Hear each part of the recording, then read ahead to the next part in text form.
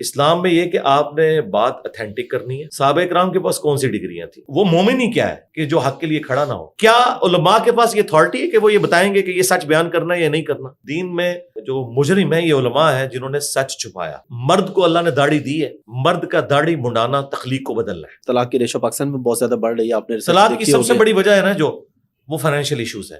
لائیں کوئی بابا جو بغیر باپ کے کوئی اولاد پیدا کر کے بتائے، پھر ہم مانیں گے. جو کچھ ہو رہا ہے نا وہ اللہ کی اجازت سے تو ہو رہا ہے، اللہ کی مرضی سے نہیں ہو رہا. تو میں تو دنیا میں مجھے تو اندازہ ہو جاتا ہے کہ یہ بندہ جنت کے لیے پیدا ہوا. حضرت ابوبکر نے شرط لگا لی تھی کافروں کے ساتھ. آپ کے جو ایک ایکس چیف تھے انہوں نے بھی 2-3 دفعہ بندے بھیجے ہیں. جن لوگوں کی کمائی کو یہ حرام کہتے ہیں نا وہ بندے خود بھی آگے نے چندہ دینا تو ان سے بھی یہ لے لیتے. اس لیے میں ان کو کہتا ہوں یہ مسلمان ملک ہے، اسلامی ملک نہیں. تو غیر مسلم کے پاس جاب کرنا یا غیر مسلم کی بنائی ہوئی ایپ پہ کام کرنا یہ حلال ہے یا حرام ہے؟ میں اکثر کہتا ہوں کہ یوٹیوب کے اوپر 2 کنگ ہیں، ایک عمران خان اور دوسرے انجینئر محمد علی مرزا. علم حدیث پورے کا پورا غیبت ہے. دیکھیں میاں بیوی کا جو ریلیشن شپ ہے نا یہ 2 چیزوں کے اوپر چلتا ہے، ایک سیکس، دوسرا اولاد.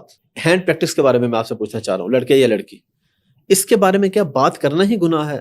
اور اگر بات کر لی ہے تو اس کی کیا سزا ہے؟ جائز ہے، ناجائز ہے، حرام ہے؟ تو اگر شیطان بھی سچی بات کرے تو آپ نے لے لینی ہے. خفیہ شادیاں ہیں ان کی، کسی یہ کے لاہور میں ہے، تو کسی اسلام کی روح سے تو زنا ہے جی. نبی صلی اللہ علیہ وآلہ وسلم نے بھی زندگی میں ایک ہی شادی کی ہے. تو اس کا مطلب ہے کوئی فرق نہیں ان سیاستدانوں کے اندر، سب ہی ایک طرح کے. ہاں یہ آپ کہہ سکتے ہیں کہ ایک بڑا چور ہے ایک چھوٹا چور ہے. جو موبائل یوز کر رہے ہیں کیا یہ کسی بزرگان دین میں سے کسی نے بنایا؟ آپ کے بزرگان دین تو اس کو یوز نہیں کر سکتے. اللہ تعالیٰ کی نشانیوں میں سے ایک نشانی ہے اسلام 360. نہیں ویسے وہ مفتی صاحب بھی اچھے آدمی، ہمارے بڑے پیارے دوست ہیں. بہت اچھی بات ہے، اگر صلح ہو گئی ہے تو ہو ہی جانی چاہیے. جی جی جی ہماری ان سے کوئی ذاتی دشمنی تو نہیں ہے. علماء تو کہتے ہیں تالی مارنا حرام ہے، میں نے بخاری مسلم سے ثابت کیا ہے. شوہر کا موبائل چیک کرنا، آپ ویسے اس پہ کہہ چکے ہیں کہ کوئی حرج نہیں ہے، لیکن کہیں کوئی گنجائش نکلتی ہے کہ بیوی شوہر کا موبائل نہ چیک کرے؟ پہلے تو میں شوہروں سے پوچھوں گا کہ آپ کو تکلیف کیا ہے کہ آپ نہیں چیک کروانا چاہتے، وہ بتائیں آپ. 8 زکوٰۃ اگر لوگ دے رہے ہو نا پاکستان سے غربت ختم ہو جائے. دوسروں کے دلائل بھی پیش کریں گے اور پھر اس سے کاؤنٹر کریں گے قرآن و سنت کی روشنی میں، اور پھر مقدمہ عوام کی عدالت میں رکھیں گے، آپ خود فیصلہ کریں. السلام علیکم جی، حافظ احمد پوڈ کاسٹ میں آج کے جو ہمارے گیسٹ ہیں ان کا یہ دعویٰ ہے کہ آپ مجھ سے کوئی بھی سوال کریں، کوئی مسئلہ نہیں، سخت سے سخت سوال کریں، کوئی مسئلہ نہیں. اور وہ یہ کہتے ہیں تنقید بھی کریں، لیکن اگر میں قرآن اور حدیث کے حساب سے آپ سے بات کروں تو آپ بھی قرآن اور حدیث سے ہی تنقید کریں میرے اوپر. ایک بڑی چیز کا مقابلے میں چھوٹی چیز سے وہ کہتے ہیں تنقید نہیں ہوتی، تنقید برابر کی ہوتی ہے. تو اگر میں نے بات آپ کو قرآن سے سمجھائی ہے آپ بھی مجھے قرآن سے سمجھا دیں، میں نے حدیث سے سمجھائی ہے آپ بھی مجھے حدیث سے سمجھا دیں. ہاں اگر میں نے کسی اور جگہ سے سمجھائی ہے تو آپ بھی مجھے اس لیول سے سمجھا دیں. آپ لوگ سمجھ گئے ہوں گے، میں ٹائم زیادہ ویسٹ نہیں کروں گا. میرے ساتھ موجود ہے جناب انجینئر محمد علی مرزا صاحب. تھینک یو ویری مچ جی آپ نے ہمیں ٹائم دیا. لا حول ولا قوة الا باللہ. اللہم صلی علی محمد وعلی آل محمد. جی حافظ صاحب جو آپ کے دل میں آئے آپ کوشچن کریں، انشاءاللہ تعالی ہم قرآن و سنت کی روشنی میں اس کا جواب دیں گے. اور ہمارا یہ دعویٰ ہے کہ باقی جتنے بھی سپیکرز ہیں دین کے حوالے سے جو بات کرتے ہیں آپ ان سے جا کے بات پوچھیں. کنٹروورشل تو وہ ہمیشہ دوسروں کے اوپر تنقید کرتے ہیں، اپنا دفاع نہیں کرتے. اور ہمارا یہ دعویٰ ہے کہ ہم اپنا بھی دفاع کریں گے، دوسروں کے دلائل بھی پیش کریں گے، اور پھر اس سے کاؤنٹر کریں گے قرآن و سنت کی روشنی میں، اور پھر مقدمہ عوام کی عدالت میں رکھیں گے، آپ خود فیصلہ کریں. چلیں انشاءاللہ ہم آئیں گے ہر قسم کے سوالات پہ بھی. سب سے پہلے اپنے بارے میں تھوڑا سا بتائیں کہ آپ دین کی طرف خود کیسے آئے تھے؟ دیکھیں ہمارا جو گھرانہ ہے وہ بیسیکلی تو بڑی ایک کٹر بریلوی فیملی میں میں نے آنکھ کھولی، اور بچپن ہی سے دین کی طرف شغف تھا خاندانی طور پہ. اور پھر آلموسٹ پرائمری کلاس کے اندر ہی مجھے مولانا الیاس قادری صاحب کا تعارف ہو گیا، دعوت اسلامی کے جو جی بالکل. اور ان کی جماعت کی صحبت کی وجہ سے بڑی چھوٹی عمر میں ہی نماز کی پابندی آ گئی، بالغ ہونے سے پہلے ہی ماشاءاللہ. اور پلس جو دین کے حوالے سے جو بیسک نالج ہے، وضو، غسل، نماز کے حوالے سے چیزیں کلیئر ہو گئی الحمدللہ. تو باقی وقت کے ساتھ ساتھ ظاہر ہے جب آپ بچپن ہی میں آپ کا مینٹل ماڈل بن جائے پھر آپ اسی فیلڈ میں آگے جاتے ہیں. لیکن اس میں میں نے اپنی دنیاوی تعلیم کبھی کمپرومائز نہیں ہونے دی. اچھا. میں الحمدللہ تھرو آؤٹ پوزیشن ہولڈر رہا ہوں، اپنے اسکول سے لے کے کالج اور پھر یونیورسٹی میں میکینیکل انجینئرنگ کے فارغ ہونے تک. تو وہ تعلیم وہ رہی، پیرلل میں قرآن و سنت کی تعلیمات کے حوالے سے جو ہے وہ اسٹڈی میں کرتا رہا. لیکن اس وقت شروع میں تو اپنے مکتب فکر کی چیزیں پڑھتا رہا. باقی جو ٹرننگ پوائنٹ آیا ہے میری لائف میں وہ تو 2007 کے اینڈ کے اوپر جا کے جب قرآن حکیم میں نے ترجمے کے ساتھ پری ڈیٹرمنڈ رزلٹس کے بغیر پڑھنا شروع کیا اور پھر آہستہ آہستہ چیزیں کھلنا شروع ہوئی الحمدللہ. اچھا اب تھوڑا سا اس طرف آتے ہیں کہ آپ دین کی بات کرتے ہیں, سب لوگوں کو اس حوالے سے بتاتے ہیں, لیکن ہمارے معاشرے میں یہ ہے کہ آپ کے پاس سند کون سی ہے دین کی؟ درس نظامی کی کوئی سند ہے, وفاق المدارس کی ہے, یا جو دوسرے اور 2-3 ادارے ہیں وہاں کی ہے؟ کون سی سند ہے جس کی بیس پہ آپ دین؟ کیونکہ ہمارے یہاں اچھا ضروری نہیں ہے کہ آپ کے پاس سند ہو, ہمارے یہاں 2 چیزیں ہیں, یا تو آپ کے پاس سند ہو یا آپ کے پاس مصلح ہو. آپ کسی بھی مسجد کے امام ہو چاہے بالکل پڑھے لکھے نہیں, پھر آپ جو مرضی بات کر سکتے ہیں, لیکن اگر آپ امام مسجد نہیں ہے, آپ کا مدرسہ نہیں ہے اور آپ کے پاس ڈگری نہیں ہے, تو آپ دین کی بات نہیں کر سکتے. جی یہ بہت بڑی مسکنسیپشن ہے, اور اس کا جو رزلٹ ہے وہ آپ کے سامنے ہے کہ کسی مدرسے نے ابھی تک مولانا مودودی جیسی شخصیت پیدا نہیں کی, ڈاکٹر اسرار جیسی شخصیت پیدا نہیں کی, احمد دیدات صاحب جیسی شخصیت, ڈاکٹر ذاکر نائک جیسی شخصیت, یہ کسی مدرسے کی آؤٹ پٹ نہیں ہے. انٹلیکٹ جو ہے یہ اللہ تعالیٰ جسے چاہے عطا فرما دے. صحیح مسلم میں حدیث ہے کہ دانائی بھی جو ہے یہ بھی تقدیر سے ہے, تو علمی بات ہونی چاہیے. ویسے تو ہم بڑے فخریہ غیر مسلم جب ہمارے پروفٹ صلی اللہ علیہ وآلہ وسلم کی تعریف کرتے ہیں اور ان کی سیرت کے اوپر بکس لکھتے ہیں تو بڑی ہم انہیں تعریف کی نگاہ سے دیکھتے ہیں. کیا ان کے پاس کوئی ڈگری ہوتی ہے کہ وہ پروفٹ کے اوپر اپنی ورڈکٹ دے رہے ہوتے ہیں؟ کہاں سے دے رہے ہوتے ہیں؟ مسلمان بھی نہیں, وہ مسلمان بھی نہیں ہوتے. وہ کیا کرتے ہیں؟ وہ قرآن کو اسٹڈی کرتے ہیں, نبی علیہ السلام کی سیرت کو اسٹڈی کرتے ہیں, احادیث کو اسٹڈی کرتے ہیں. اس کے بعد ایک پکچر نبی صلی اللہ علیہ وسلم کی ان کے سامنے آتی ہے اور وہ اس کی نظر سے وہ پبلک کے سامنے اپنا موقف رکھتے ہیں. ہمارے محبوب صلی اللہ علیہ وآلہ وسلم کا فرمان ہے صحیح بخاری میں, بلغوا عنی ولو آیہ, پہنچا دو میری طرف سے خواہ تمہیں ایک آیت ہی آتی ہو. تو ڈگری تو ایک آیت والے کی بھی ہے. تو سورۃ الفاتحہ میں ہی 7 آیات ہیں, میرے خیال ہے ہر مسلمان کے پاس 7 ڈگریاں تو یہی موجود ہیں, اور 4 آیات سورۃ الاخلاص کی, تو 11 ڈگریاں تو یہ ہوگی. اسلام میں یہ کہ آپ نے بات اتھینٹک کرنی ہے. صحابہ کرام کے پاس کون سی ڈگریاں تھیں؟ اکثر تو لکھنا پڑھنا بھی نہیں جانتے تھے. اسی لیے مسند احمد میں آیا کہ غزوہ بدر کے جو قیدی تھے انہیں چھوڑنے کے لیے یہ چیز مقرر کی گئی تھی کہ وہ 10 بندوں کو لکھنا پڑھنا سکھا دیں. بالکل. تو اسلام میں یہ کہ آپ اتھینٹک نالج کے ساتھ اپنا پوائنٹ آف ویو لے کے آئیں.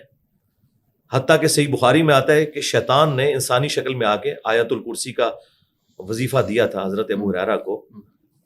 تو نبی صلی اللہ علیہ وآلہ وسلم نے فرمایا کہ وہ ہے جھوٹا تھا جو انسانی شکل میں آیا, وہ شیطان تھا, لیکن اس نے یہ بات سچی کی ہے کہ جو رات کے وقت آیت الکرسی پڑھ کے سو جائے صبح تک ایک فرشتہ اس کی حفاظت کے اوپر مامور رہتا ہے. تو اگر شیطان بھی سچی بات کرے تو آپ نے لے لینی ہے. جامعہ ترمذی میں حدیث ہے, اس کو سپورٹو ابن عباس کا قول بھی امام بیہقی لے کے آئے ہیں کہ حکمت مؤمن کی گم شدہ میراث ہے, جہاں سے ملے لے لو. اس میں تو آپ کہیں سے بھی لے سکتے ہیں.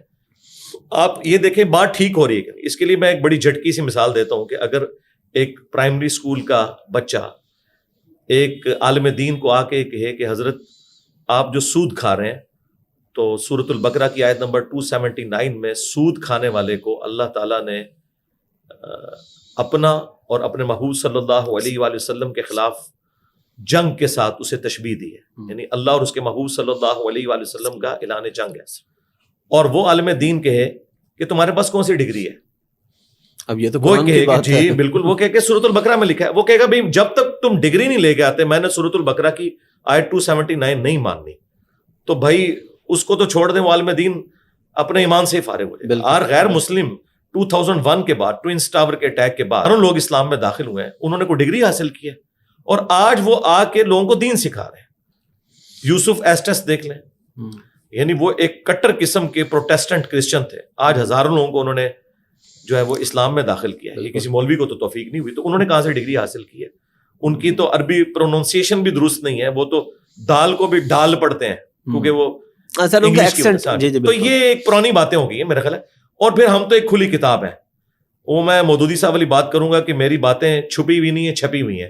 ہم تو مودودی صاحب سے بھی اگلا ورژن ہے کہ چھپی ہوئی نہیں ہے, ویڈیو میں. اور دنیا میں اتنا زیادہ ونریبل کوئی نہیں ہے کہ وہ شخص دنیا کے ہر موبائل میں گھسا ہوا ہو, ہر مسجد میں گھسا ہوا ہو, اور ایک ایک چیز وہ ڈسپلے کروا رہا ہو. کوئی غلطی ہوتی تو آج تک کوئی نکال لیتے نا.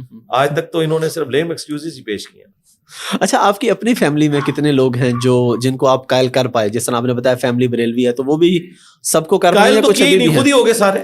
سارے ہی ہو گئے. اس کی وجہ یہ ہے کہ میں ایک ڈومیننٹ پرسنالٹی کے طور پہ, تو آپ کو پتا ہے جب ڈومیننٹ پرسنالٹی جس کو لوگ دینی اعتبار سے دیکھتے ہوں, تو اگر وہ یہ ڈیسیژن کریں, میں نے اپنے بھائیوں کو صرف ایک دن بیٹھ کے, وہ بھی ان کو اسپیشلی بٹھا کے نہیں, ایک اپنا جو گھر میں بیٹھک میں چھوٹا سا پروگرام کرتا تھا, اس میں بیٹھ کے انہوں نے بس 1-1.5 گھنٹے کی گفتگو سنی ہے, دیٹس آل. سمجھ آ گئی. ظاہر ہے پڑھے لکھے لوگ جو ہیں وہ تو پھر آگے بحث نہیں کرتے. ہم کہتے ہیں بھائی یہ دیکھ لیں, یہ قرآن ہے, یہ حدیث ہے. ظاہری بات ہے جب قرآن حدیث میں ایک چیز ہوگی, اس کی اگر اگینسٹ کوئی بات آتی ہے تو وہ قابل قبول نہیں ہو سکتی کسی. جی بالکل نہیں ہو سکتی. اچھا, ٹاپکس پہ بھی آئیں گے. یہ بتائیں کہ آپ شادی شدہ ہیں؟ جی الحمدللہ. اچھا, کتنے بچے ہیں آپ کے؟ 4 ہیں جی, 2 بیٹی ہیں 2 بیٹے ہیں. ماشاءاللہ. اور بیگم ایک ہی ہے؟ ہاں جی, بیگم ایک ہی ہے الحمدللہ. اچھا, جتنے بھی لوگ دین کا کام کرنے والے ہیں نا, وہ ایک بیگم کے ساتھ ہی کر سکتے ہیں. اچھا, ویسے کافی سارے دین کا کام کرنے والے جن کی 2 ہیں. ہاں, اور میں ذاتی طور پہ کچھ لوگوں کو جانتا ہوں, میں نام نہیں لوں گا, جن کا پبلک میں نہیں پتا کہ ان کی 2 3 ہے, لیکن خفیہ شادیاں ہیں ان کی. کسی کے لاہور میں ہے, تو کسی اسلام کی کی روح سے تو زنا ہے جی, کیونکہ شادی جی بالکل, شادی تو اعلانیہ ہوتی ہے. جامعہ ترمذی میں, سنن ابن ماجہ میں یہاں تک حدیث ہے کہ حلال اور حرام نکاح میں فرق گانے کا ہے, گانے کے ذریعے اناؤنسمنٹ. یعنی اب ایک اناؤنسمنٹ ہوئی نہیں ہے, تو وہ چھپی دوستی تو اسلام میں حرام ہے. آپ سورۃ النساء پڑھ لیں. نہیں, اگر نکاح کیا ہوا ہے پھر بھی حرام ہے جی, چھپی دوستی ہے. میں اچھا میں تھوڑا میں آپ کو بتاتا ہوں اس کی لاجک کیا ہے. ایک منٹ میں سوال اپنا ذرا پورا کر لوں کہ میں کئی ایسے لوگوں کو جانتا ہوں جنہوں نے پراپر نکاح کیا گواہان کی موجودگی میں, لیکن رجسٹرڈ نہیں کروایا ہوا, ڈاکومنٹیشن کوئی نہیں. وہ کہتا ہے بھائی دیکھو زنا ہے. ہاں, اس کی وجہ یہ ہے, اس کی وجہ یہ ہے, یہی تو ان کی چوری ہے, کیوں نہیں رجسٹر کروا رہے. اور اس کا اینڈ رزلٹ یہ ہوگا کہ آج اگر ان کی ڈیتھ ہو جاتی ہے تو وہ جو بیوی جو چھپ کے انہوں نے کی ہے وہ وراثت میں حصہ لے گی.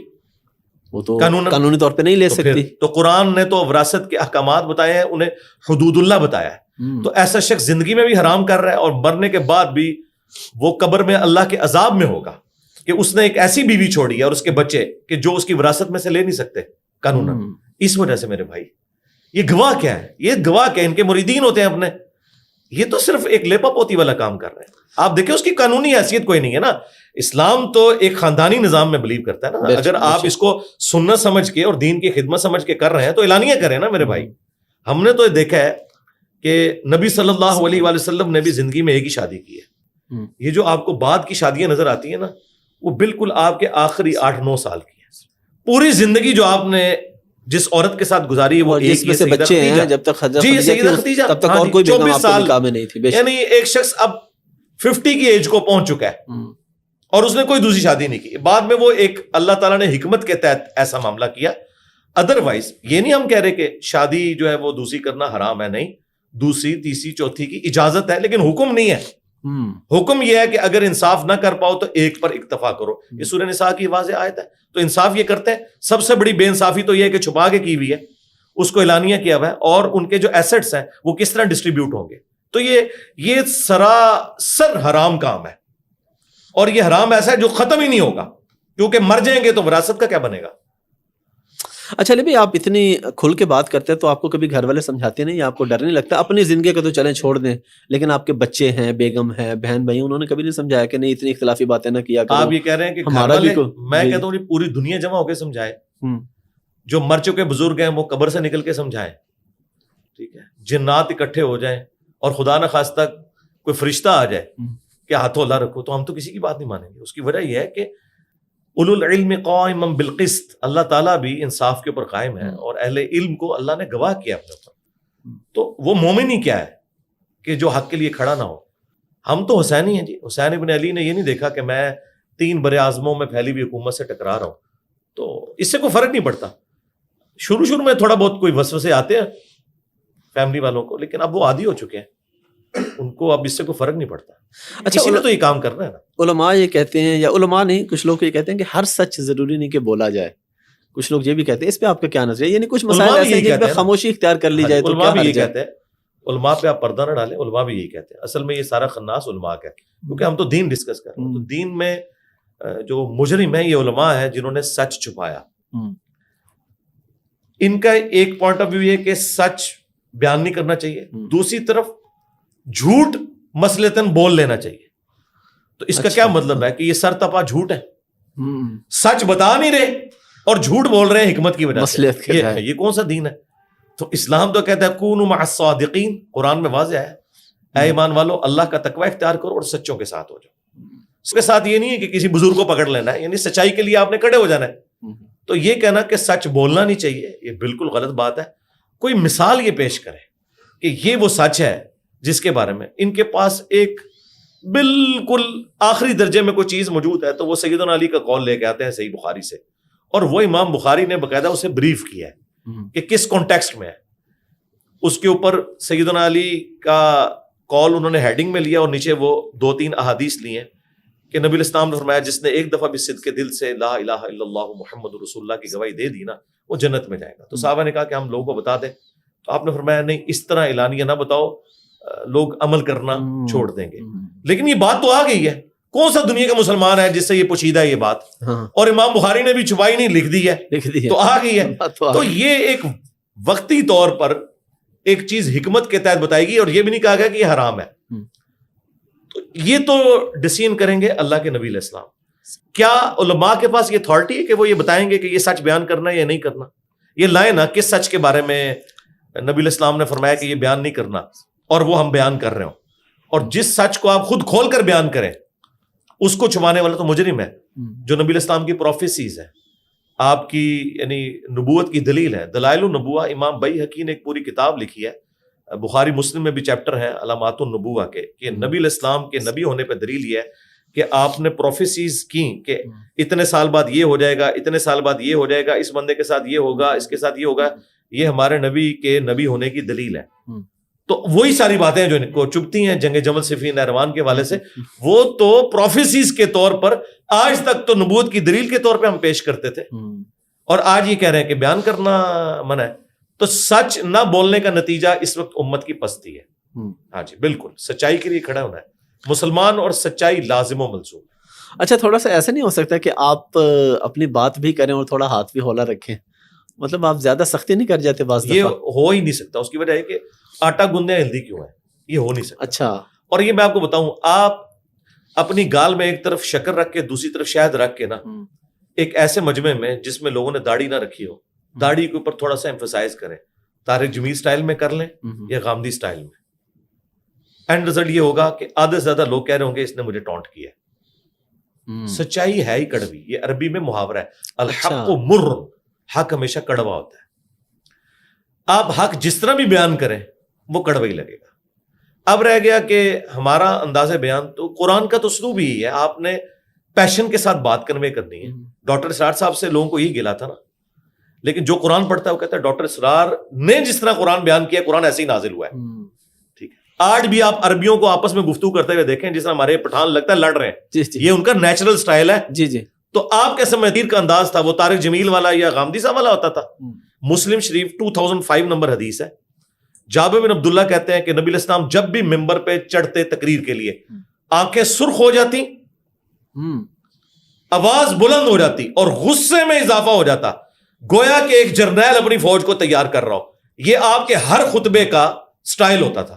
تبھی تو بجلی بھر دی نا جی، مٹھی بھر لوگوں نے رومنز اور پرشینز کو الٹ کے رکھ دیا. وہ بجلی کس نے بھری تھی؟ اللہ کے محبوب صلی اللہ علیہ وآلہ وسلم نے. اس کے لیے انسٹرومنٹ آف دعوت کیا تھا؟ قرآن تھا. قرآن کا سٹائل ہی ہے. جس نے قرآن نہیں پڑھا تو اس بیچارے جاہل کو ہم کیسے بتائیں کہ سٹائل یہی ہے؟ اور دنیا میں تبدیلی اسی کی وجہ سے. مجھے بتائیں ہم سے پہلے تبدیلی کیوں نہیں آ گئی؟ ڈاکٹر اسرار سے پہلے لوگوں نے قرآن کیوں نہیں پڑھنا شروع کر دیا تھا؟ اور لوگ اللہ کے لیے سیریس کیوں نہیں ہوئے تھے؟ وہ ایک آج کا مسلمان دیکھیں، 1947 میں جب پاکستان بنا ہے، آپ ذرا جلسوں کی حالت دیکھیں، آپ کو ڈھونڈنے سے بھی کوئی داڑھی والا بندہ نظر نہیں آئے گا. ٹوپیاں ضرور پہنی ہوئی ہوں گی. آج آپ کو اسلام آباد میں بھی کالج میں آپ چلے جائیں، میجورٹی لوگوں نے داڑھی رکھی ہوئی بالکل نظر آتے ہیں. ینگ جنریشن ہے ماشاءاللہ. اور بچیوں کو دیکھیں انہوں نے حجاب کیا ہوا ہے. ہماری دادیاں نانیاں اس زمانے میں برقعے کا کسی نے سوچا بھی نہیں تھا، زیادہ زیادہ کوئی ایک چادر لے لیتا تھا. ٹھیک ہے، آج آپ ذرا اسلام آباد کے کسی کالج کے باہر کھڑے ہوں اور آپ دیکھیں ہزاروں بچیاں نقاب میں نکلتی ہیں. اسلام نے جو مبارک دور آج دیکھا ہے، اور اس میں کریڈٹ میں کسی مولوی کو نہیں دیتا، کسی دینی تنظیم کو نہیں دیتا، کریڈٹ صرف دنیاوی تعلیم کو ہے، جس کی برکت سے لوگوں نے اسلام کو بھی سیریس لے کے بکش مسلمان بننے کی کوشش کی ہے. آج دیکھیں غیر مسلم کو تو نہیں سمجھانا پڑتا کہ مسلمان ہو گے تو 5 وقت نماز پڑھنی پڑے گی، عورت ہو تو حجاب کرنا پڑے گا. آپ دیکھیں جیسے ہی مسلمان ہوتے ہیں ساری گورے داڑیاں رکھ لیتے ہیں. بالکل. تو ان کو، اور یہاں جو مسلمان جو عاشق رسول سو کالڈ ہے، اس کو تو مرتے دم تک داڑھی کے فضائل سنانے پڑتے ہیں، تب بھی نہیں وہ رکھتا. تو اس کا مطلب ہے وہ بکش مسلمان یہ نان بکش مسلمان، ان کو میں کہتا ہوں یہ پاکستان کے شناختی کارڈ میں مسلمان، اور وہ حقیقی مسلمان۔ اچھا یہاں پہ داڑھی کی آپ نے بات کی، میں داڑھی کا آپ سے سوال بھی پوچھ لوں۔ میں خود آپ کے سامنے بیٹھا ہوں، میری داڑھی چھوٹی ہے، لیکن میں چاہتا ہوں آپ اس پہ کھل کے بتائیں داڑھی کی اصل کیا ہے، کیونکہ کچھ علماء یہ بھی کہتے ہیں، کچھ کتابوں میں یہ بھی لکھا ہے جو دور سے نظر آئے وہ داڑھی ہوتی ہے۔ تو آپ کے نزدیک یا قرآن و سنت کے نزدیک داڑھی کی اصل ڈیفینیشن کیا ہے؟ تو قرآن و سنت کے نزدیک بتائیں گے نا، جی قرآن و بالکل، سنت میں بالکل واضح ہے۔ سورہ النساء کی آیت نمبر 119 ہے، شیطان نے کہا تھا وَلَآمُرَنَّهُمْ فَلَيُغَيِّرُنَّ خَلْقَ اللَّهِ، کہ میں ضرور ابھاروں گا اے اللہ تیری مخلوق کو کہ وہ تیری بنائی ہوئی تخلیق کو بدل دیں گے۔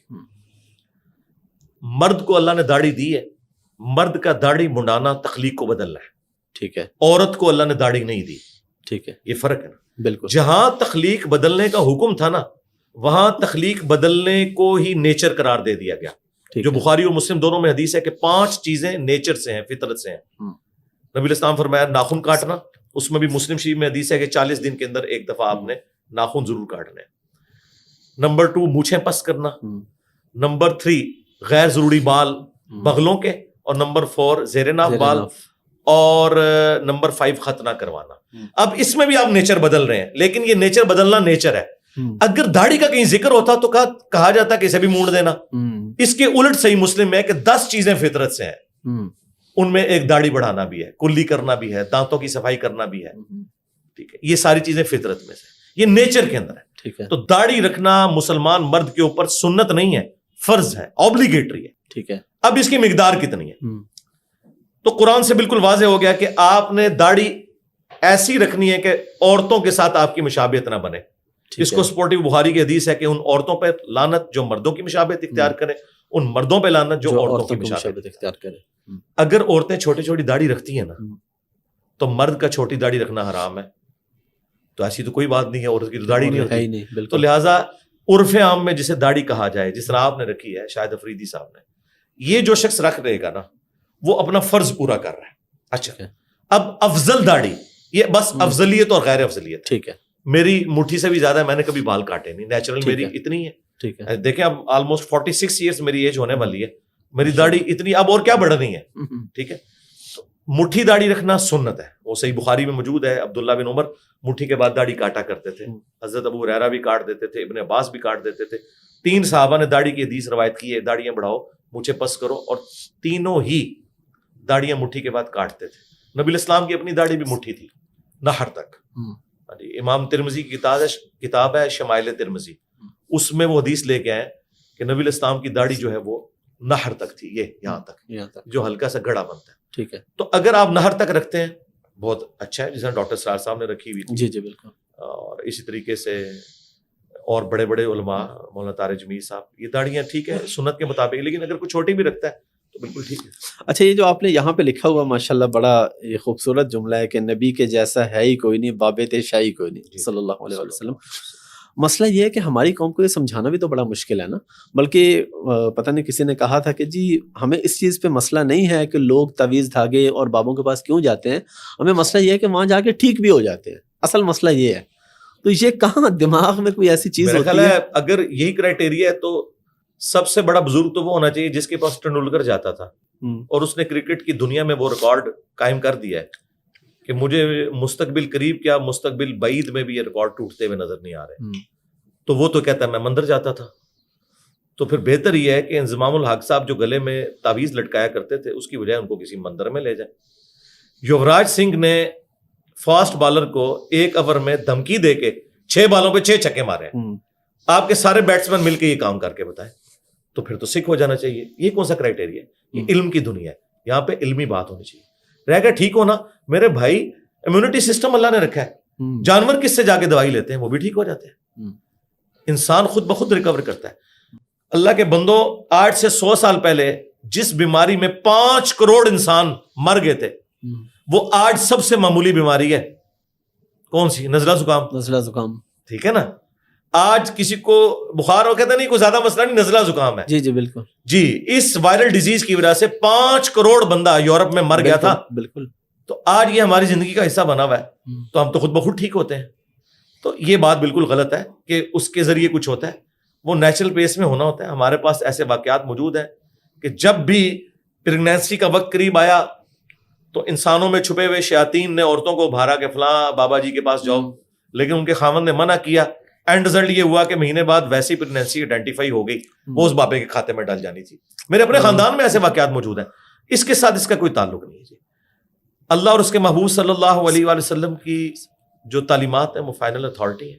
سورہ شورا کے آخری رکوع میں اللہ تعالیٰ نے فرمایا ہے کہ اللہ ہے جسے چاہتا ہے بیٹے دیتا ہے، جسے چاہتا ہے بیٹیاں دیتا ہے، جسے چاہتا ہے دونوں دیتا ہے، جسے چاہتا ہے معروم رکھتا ہے. نبی الاسلام کی بھی تو ایک ہی بیوی سے اولاد ہوئی ہے نا، یا ایک ماریہ قبطیہ سے حضرت ابراہیم پیدا ہوئے، باقی تو آپ کی ساری بیویاں جو ہیں وہ بے اولاد تھیں. کیا سیدہ عائشہ کی تمنا نہیں تھی کہ انہوں نے حضور کی وفات کے بعد 47 سال تک اس حجرے میں زندہ رہی ہیں؟ آپ اس عورت کی تکلیف کا اندازہ کر سکتے ہیں کہ جو اپنے خاوند کے بعد نہ تو شادی کر سکتی ہے، نہ اس کی کوئی اولاد ہے کہ جس کے سہارے وہ زندگی گزارے، اور وہ 47 سال ایک حجرے میں رہی ہیں. اللہ تعالیٰ ایک بیٹا یا بیٹی ان کو دے دیتے کہ ان کا دل لگا رہتا، لیکن نہیں. تو اگر یہ پروفٹ کی بیویوں کا حال ہے تو پھر ہم یہی تو کہتے ہیں نا کہ میرے نبی سے ہے ہی کوئی نہیں، تیرے بابے تو شاہی کوئی نہیں. کن بابوں کو لے کے پھر رہے ہو؟ پھر پریکٹیکلی ہم کر کے دیکھ لیتے ہیں نا. یہ اگر دعویٰ کرتے ہیں تو عیسیٰ ابن مریم بغیر باپ کے پیدا ہوئے ہیں نا، لائیں کوئی بابا جو بغیر باپ کے کوئی اولاد پیدا کر کے بتائے، پھر ہم مانیں گے. سوال ہی پیدا نہیں ہوتا. بات کی باتیں کرتے ہیں نا، مثالیں تو پیغمبروں کی دیتے ہیں اور آگے فلنگ دی بلینکس جو ہیں وہ اپنے بزرگوں کے ذریعے کرتے ہیں. پیغمبروں کا جو ٹائٹل ہے وہ پیغمبروں کے ساتھ رہنے دیں، باقی سب نان پروفٹ ہیں. اس لیے ہم کہتے ہیں کہ بابے سے مراد یہ نہ سمجھیے گا کہ آج کا بابا. نبی الاسلام کے مبارک زمانے میں بھی اگر کسی کی بات قرآن و سنت کے خلاف ہے ایکسیپٹیبل نہیں. میں ایک مثال دے دیتا ہوں آپ کو سمجھ آ جائے گی. بخاری مسلم دونوں میں حدیث ہے. حضرت حسان ابن ثابت مسجد نبوی میں بیٹھ کے نعت اشعار پڑھ رہے تھے اور حضرت عمر وہاں سے گزرے. انہوں نے صرف انہیں تیکھی نظروں سے دیکھا کہ مسجد میں شاعری ہو رہی ہے. تو انہوں نے کہا عمر اس طرح نہ دیکھ. اب دیکھیں حضرت عمر کا کتنا رو، امیر المومنین، اور بات کوئی نہیں کی ہے. انہوں نے صرف دیکھنے کو بھی مائنڈ کیا. انہوں نے کہا اس طرح نہ دیکھ، تجھ سے بہتر شخصیت مسجد میں ہوتی تھی، میں انہیں بھی نعت اشعار سناتا تھا. اللہ. حضرت عمر ایک دم ہل گئے نا. ان کا اپنا گواہ پیش کرو. ان کا یہ ابو ہریرہ بیٹھے ہیں، ان سے پوچھو. تو حضرت ابو ہریرہ نے کہا کہ امیر المومنین میں گواہی دیتا ہوں کہ اللہ کے نبی الاسلام نہ صرف نعت اشعار سنتے تھے بلکہ آپ دعا کرتے تھے کہ اے اللہ روح قدس کے ذریعے حسان کی مدد فرما جس طرح تو نے عیسیٰ ابن مریم کی مدد کی تھی. وَأَيَّدْنَاهُ بِرُوحِ الْقُدُسِ جو قرآن میں آیا. تو حضرت عمر وہاں سے خاموش ہو کے چلے گئے. یعنی بیسیکلی حسان ابن ثابت نے وہی اناؤنسمنٹ کی ہے کہ میرے نبی سا ہے ہی کوئی نہیں، امیر المومنین آپ تو شاہی کوئی نہیں. انہوں نے بھی آگے سے نہیں کہا علیکم بسنتی وسنت الخلفاء الراشدین المہدیین. ان کو پتا تھا یہ سب کچھ نبی الاسلام کے بعد سے. ٹھیک ہے نا. تو یہ صرف پروٹوکول پروفٹ کا ہے. جس کا نام کلمے میں آتا ہے نا یہ پروٹوکول اس کا ہے. تو کلمے میں نہ ابو بکر رسول اللہ آتا ہے، نہ عمر رسول اللہ، نہ علی رسول اللہ آتا ہے، وہ محمد رسول اللہ صلی اللہ علیہ وسلم. آپ کی اسی بات سے دو سوال نکلتے ہیں. ایک تو بالکل عام صحیح ہے، دوسرے کی طرف میں آؤں گا. پہلے کہ لوگ ہمارے ہاں جہالت یہ ہے کہ اگر کسی کی بیٹیاں ہی پیدا ہو رہی ہیں وہ ایک عجیب سی باتیں کی جاتی ہے. تو اسلام میں کوئی ایسا کنسیپٹ ہے کہ اگر کسی کو صرف بیٹے ملے ہیں تو وہ خوش نصیب ہے، بیٹیاں ہیں تو وہ کوئی سزا مل رہی ہے، یا مکس ہے؟ تو ایسا کوئی قرآن یا حدیث میں کوئی چیز موجود ہے؟ اس کے الٹ ہی ملتا ہے. صحیح مسلم میں حدیث ہے جسے اللہ تعالیٰ نے 2 بیٹیاں دی اور اس نے اس کی صحیح طریقے سے پرورش کی اور پھر شادی کی تو وہ قیامت والے دن اس طرح میرے ساتھ ہوگا جیسے یہ 2 انگلیاں. اس پہ تو کئی ایک احادیث گواہ ہے. تو بالکل غلط ہے. سب سے بڑھ کر ہمارے نبی الاسلام کی 4 بیٹیاں تھیں. بے شک. تو ان سے تو بڑی کوئی پرسنالٹی نہیں ہے. تو یہ ہمارے معاشرے میں صرف جاہلیت ہے، وہ بھی ہندوؤں کے ساتھ رہنے کی وجہ سے. اب ان میں بھی عقل آ گئی ہے دنیاوی تعلیم کی برکت سے، اور مسلمانوں کو تو پہلے دن سے ہی عقل ملی ہوئی تھی. یعنی یہ اسلام کی تعلیمات ہے نا کہ بخاری مسلم دونوں میں حدیث ہے کہ ایک صحابی نے پوچھا کہ مجھ پر سب سے زیادہ حق کس کا ہے مخلوقات میں؟ فرمایا تیری ماں کا. دوسری بار تیری ماں، تیسری دفعہ تیری ماں، چوتھی دفعہ فرمایا تیرا باپ. سنن نسائی میں حدیث ہے جنت تیری ماں کے قدموں کے پاس ہے. تو آپ اندازہ کریں یعنی اگر یہ عورت کا ایز اے اسپیشی جینڈر کے طور پہ یہ مرتبہ ہے تو پھر آپ اندازہ کر لیں کہ اسلام نے کیا عورت کو عزت دی.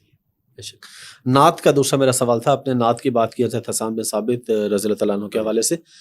پیسے لے کے نعت پڑھنا کیسا ہے؟ آج کل یہ پروفیشن ہے، طے کر کے جانا کہ محفل میں اب وہ کہہ رہے ہیں جی ہمارا خرچہ ہے، ہم کسی دوسرے ملک میں شہر میں جا رہے ہیں، ہم نے ٹکٹ لینی ہے، ہم نے ہوٹل میں رکنا ہے، ہم نے کھانا کھانا ہے. تو طے کر کے محفل نعت میں جانا پڑھنا یہ کیسا ہے؟ اس پہ میں تو پہلے یہ بولوں گا، 2 میں جانے مٹھے باؤ.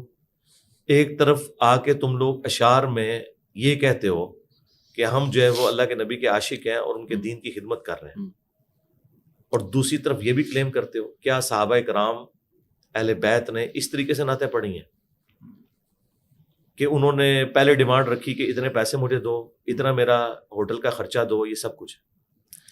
دوسری چیز یہ ہے کہ اگر کوئی کسی نعت خان کو بلاتا ہے، وہ اپنی حیثیت کے مطابق بلا رہا ہے نا، تو وہ اگر آپ کو آنے جانے کا خرچہ دے دے ایک جو نارمل، یعنی یہ نعت خان کیا جب یہ اپنا سفر کرتے ہیں تو یہ جہاز میں سفر کرتے ہیں یا ٹرین پہ جاتے ہیں؟ تو بس ٹھیک ہے، ٹرین کا ٹکٹ مل جائے کراچی سے اسلام آباد کا، ٹھیک ہے. جہاز میں کیوں آتے ہیں؟ کیا یہ اپنی فیملی کے ساتھ جاتے ہیں تو یہ 5 اسٹار ہوٹلز میں ٹھہرتے ہیں؟ نہیں. تو بس جس نارمل ہوٹل میں ٹھہرے ہیں، بلکہ ان کو تو مسجد میں ٹھہرنا چاہیے، تو دین کے کسٹوڈین ہے نا. تو یہ سب کا سب ایک کاروباری سلسلہ ہے. دیکھیں مفتی منیب الرحمان صاحب تو بہت سخت خلاف بولے ہیں، جی انہوں نے، اور مفتی اکمل صاحب بھی بولے ہیں، اور اسی وجہ سے باقی اگر کوئی ایک خدمت کے طور پہ دینا چاہتا ہے اپنی مرضی سے وہ ٹھیک ہے، لیکن یہ طے والا جو معاملہ ہے نا یہ بہت زیادہ خطرناک ہے. انہوں نے تو باقاعدہ سیکٹری رکھے ہوئے ہیں، اور اگر تھوڑا سا ریٹ کم زیادہ ہو جائے تو یہ تو بات ہی نہیں کرتے، اور پھر وہاں بھی جا کے ناراض ہوتے ہیں کہ جی ہم اتنا ٹائم تھا، ہم نے تو اگلی محفل میں جانا ہے. تو پھر اس چیز کو کیوں اویل کر رہے ہو کہ ہم دین کی خدمت کر رہے ہیں؟ کہو کہ ہم اسی سنگر کی طرح ہیں جو ناچ گانے کے پیسے لیتا ہے، ہم نعت کے لیتے ہیں، اور اس کے اگینسٹ ہم نے دنیا ہی میں اللہ سے لے لیا ہے، آخرت میں یا اللہ ہمیں نعت کے بس کوئی اجر نہیں چاہیے، تو میں ان کی تعریف کروں گا. لیکن یہ اپنی آخرت بھی اسی سے بنائے بیٹھے میں، تو دو میں جہاں نہیں مٹھے باؤ نہیں ہو سکتی کہ دونوں جہاں آپ کے مٹھی میں ہو، ایک ہوگا، جو بھی سبسسٹنس لیول کے اوپر آپ لائف گزاریں. بالکل ٹھیک ہے، خلفائے راشدین کی تنخواہ بھی بیت المال سے جاتی تھی، لیکن سبسسٹنس لیول کے اوپر نبی علیہ السلام نے بھی اپنی گزر بسر سبسسٹنس لیول کے اوپر کی ہے.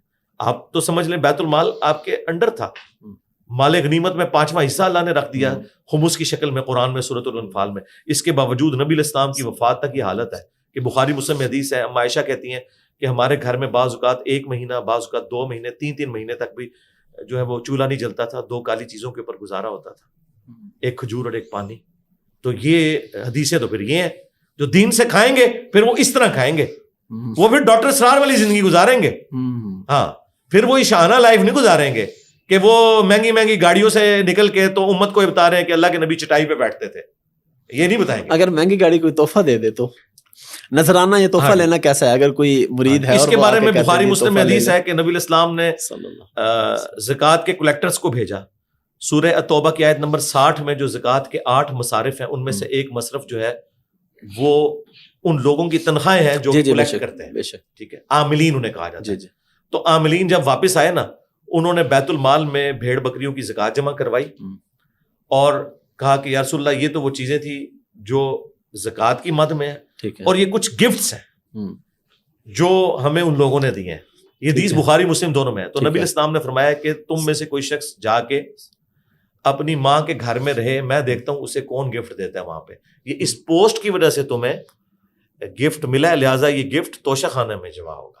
اچھا، یعنی وہ میں آج کی لینگویج یعنی بیت المال. ہاں، یہ نہیں ہے کہ جناب آپ باتیں ریاست مدینہ کی کریں اور توشہ خانہ سے آپ چیزیں اپنے گھر میں لے جائیں، انہیں بیچیں، اور جو ان کے مخالفین جو ان پہ کیس بنا رہے ہیں وہ وہی آرگومنٹ دے رہے ہیں جو کچھ عرصہ پہلے یہ دے رہے تھے. آپ کو پتا ہے لاہور ہائی کورٹ نے اب کہا کہ آپ سارا ریکارڈ بھیجے، تو انہوں نے کہا یہ تو سیکرٹ ہے.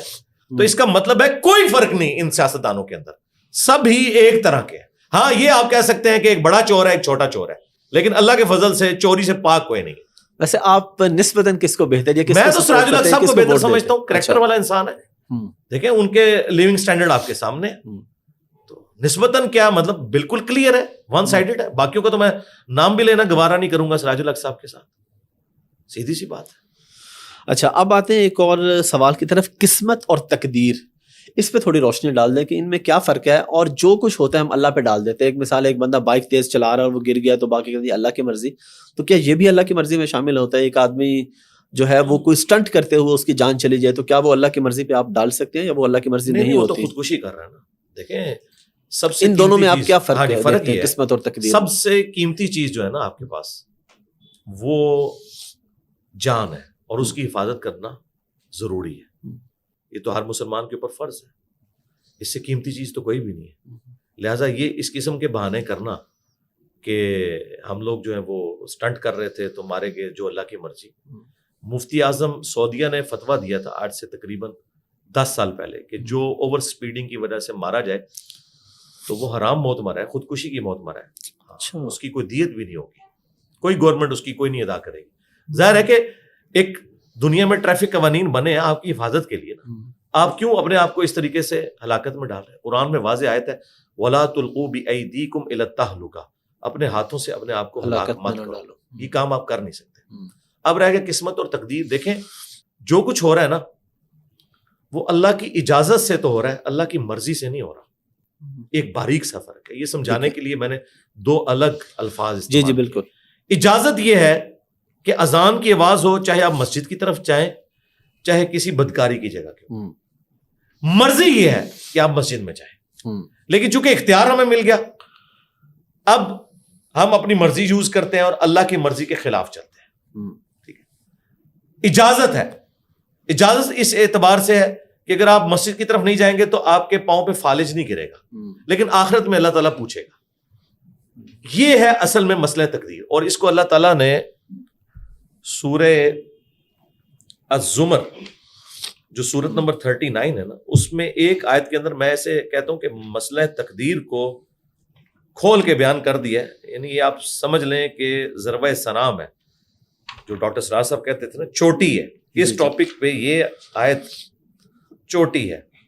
آیت نمبر 7 سورت نمبر 39. اعوذ باللہ من الشیطان الرجیم بسم اللہ الرحمن الرحیم.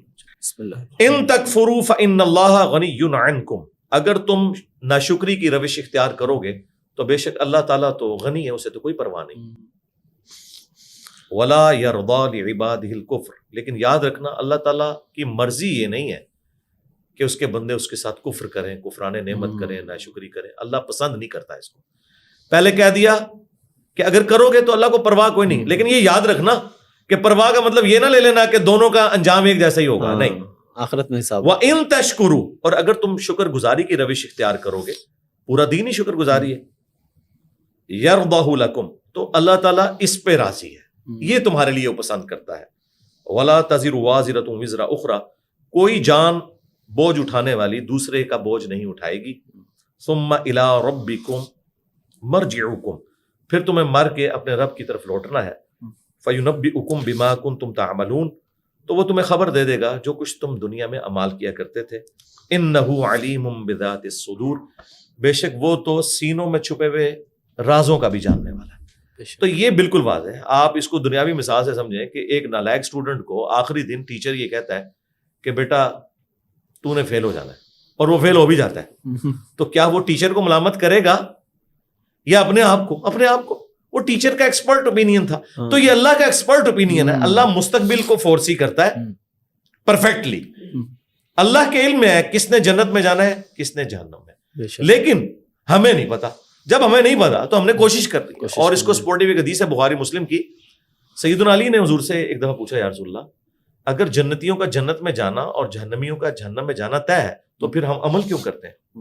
اس سے پرفیکٹ کوئی کوشچن ہو سکتا تھا, آپ کا سارا مسئلہ کلیئر ہے. آپ دیکھیں اس کا جواب حضور نے کیا دیا. آپ علیہ السلام نے فرمایا کہ عمل کرتے رہو, جو جنتی ہوں گے ان کے لیے جنتیوں والے عمل آسان ہوتے جائیں گے, اور جو جہنمی ہوں گے ان کے لیے جہنمیوں والے عمل آسان ہوتے جائیں گے. آپ نے جواب ہی کچھ اور دیا ہے. مراد یہ ہے کہ جو جنتی عمل کر رہا ہے تو بس وہ سمجھ لے کہ وہ جنت کے لیے پیدا ہوا ہے. مراد یہ کرنا کرانا تم نے خود ہے. اور پھر نبی صلی اللہ علیہ وآلہ وسلم نے اپنی بات کی سپورٹ میں پارہ نمبر 30 میں سورۃ اللیل کی کچھ آیات تلاوت فرمائی. ان سعیکم لشتیٰ, بے شک تمہاری کوشش مختلف ہے. 2 طرح کے لوگ ہیں. پہلی طرح کے فاما من اعطى واتقى, جس نے روش اختیار کی اعطا کی, یعنی لوگوں کو دینے کی, اور اس کے اندر غریب پروری ہوئی, اللہ کی اطاعت اس نے اختیار کی اور تقوی اختیار کیا. وصدق بالحسنى, اور جب کبھی کوئی سچی بات پہنچی اس کی تصدیق کر دی. تصدیق یہ نہیں ہے کہ نماز کی تصدیق کرنے کے بعد نماز نہ پڑھی, نہ, پریکٹیکلی تصدیق کی. فَسَنُيَسِّرُهُ لِلْيُسْرَى, تو ہم اس کے لیے پھر آندہ آنے والی منزلیں آسان کر دیں گے. وَأَمَّا مَن بَخِلَ وَاسْتَغْنَى, اور جس نے کنجوسی کی اور بے پرواہ رہا اللہ کی ذات سے. وَكَذَّبَ بِالْحُسْنَى, اور جب بھی کوئی اچھی بات پہنچی اس نے جھٹلا دی. فَسَنُيَسِّرُهُ لِلْعُسْرَى, تو عنقریب پھر اس کے لیے ہم مشکلات والی گھاٹیاں طے کر دیں گے. وہ مشکلات والی گھاٹیوں میں پڑ جائے گا. یہ آیات آپ نے تلاوت کی اس بات کے ثبوت میں کہ جو جنتی ہوگا اس کے لیے جنت کے اعمال آسان ہوتے جائیں. تو میں تو دنیا میں مجھے تو اندازہ ہو جاتا ہے کہ یہ بندہ جنت کے لیے پیدا ہوا ہے, کنفرم نہیں لیکن اندازہ ہو جاتا ہے کہ جو بندہ حلال و حرام کی تمیز کرتا ہے اور پوری کمٹمنٹ کے ساتھ معاملات کو لے کے چلتا ہے. اس میں بعض اوقات نا لوگ دھوکہ دینے کے لیے حدیث لے آتے ہیں, وہ بخاری مسلم میں حدیث ہے, بعض اوقات پوری زندگی انسان جنتیوں والے اعمال کرتا ہے اور خدا کے لیے. اس حدیث کا اس کے ساتھ کوئی تعلق ہی نہیں ہے. اس حدیث میں یہ ہے کہ وہ بظاہر جنتیوں والے اعمال کر رہا ہے. اچھا, جس طرح کہ بخاری مسلم میں آیا کہ ایک جنگ کے دوران صحابہ کہتے ہیں ایک شخص کو حضور نے دیکھ کے کہا کہ یہ جہنمی ہے, اور اس نے تو کتنے کافر قتل کیے. صحابہ کہتے ہیں ہمیں وسوسہ آیا کہ یہ حضور کی بات کہیں جھوٹی نہ ہو جائے. تھوڑی دیر بعد جب اسے زخم لگے اور وہ زخم برداشت نہ کر سکا تو اس نے زمین میں تلوار گاڑ کر اپنے آپ کو اس پہ گرا کے خودکشی کر لی. تو صحابی نے نعرہ لگایا صدق رسول اللہ, رسول اللہ نے سچ کہا. تو وہ اس نے کیا سب کچھ خود, نبی الاسلام کو بتا دیا. اس طرح منافقین ہیں, پوری زندگی اچھے اعمال کرتے ہیں, بظاہر تو انہوں نے دین کا لبادہ اوڑھا ہوا ہے. یہاں پہ بھی دیکھ لیں کتنے لوگوں نے دین کا لبادہ اوڑھا ہوا ہے, وہ جنتیوں والے کام کر رہے ہیں. کام جنتیوں والے ہیں, ان کا عقیدہ جنتیوں والا نہیں ہے, ان کی کنوکشن جنتیوں والی نہیں ہے. ان کے بارے میں آیا ہے نہ کہ یہ. اگر یہ بات ہوتی تو میرے بھائی صحابہ کرام تو پھر سب کچھ چھوڑ کے بیٹھ جاتے نا. پوری دنیا کے انسان اسی کے اوپر تو کھڑے ہوئے ہیں, اور خاص طور پہ جن کو جنت کی بشارت دے دی گئی تھی. ہاں جی بالکل. اب دیکھیں قرآن میں آیا انا ہدیناہ السبیل اما شاکرا و اما کفورا. ہم نے ہدایت کا راستہ واضح کر دیا ہے, چاہے تو شکر گزاری کی روش اختیار کرو خواہ ناشکری کی. تو رسولوں کا مقدمہ اس کے اوپر قائم ہے, کتابوں کا مقدمہ, دین کی اساس ہے یہ کہ آپ کو اللہ نے اختیار دیا ہے, آپ حق بات پہ چلتے ہیں یا برائی کی طرف. آپ نے اپنی تقدیر خود بنانی ہے. البتہ کچھ چیزیں جو ہماری ڈیسٹنی میں مقرر ہیں ان کے بارے میں ہم اکاؤنٹیبل بھی نہیں ہیں. مثلا کسی سے نہیں پوچھا جائے گا تیرا قد اتنا کیوں تھا, تیرے چہرے کی رنگت یوں کیوں تھی, تیری آنکھوں کا رنگ, تیرے ناک کا سائز, تیرے ماں باپ بھی ہم نے خود نہیں چوز کیے. یہ تقدیر سے تعلق رکھتی ہیں چیزیں, اور ان کے بارے میں اکاؤنٹیبلٹی بھی نہیں ہے.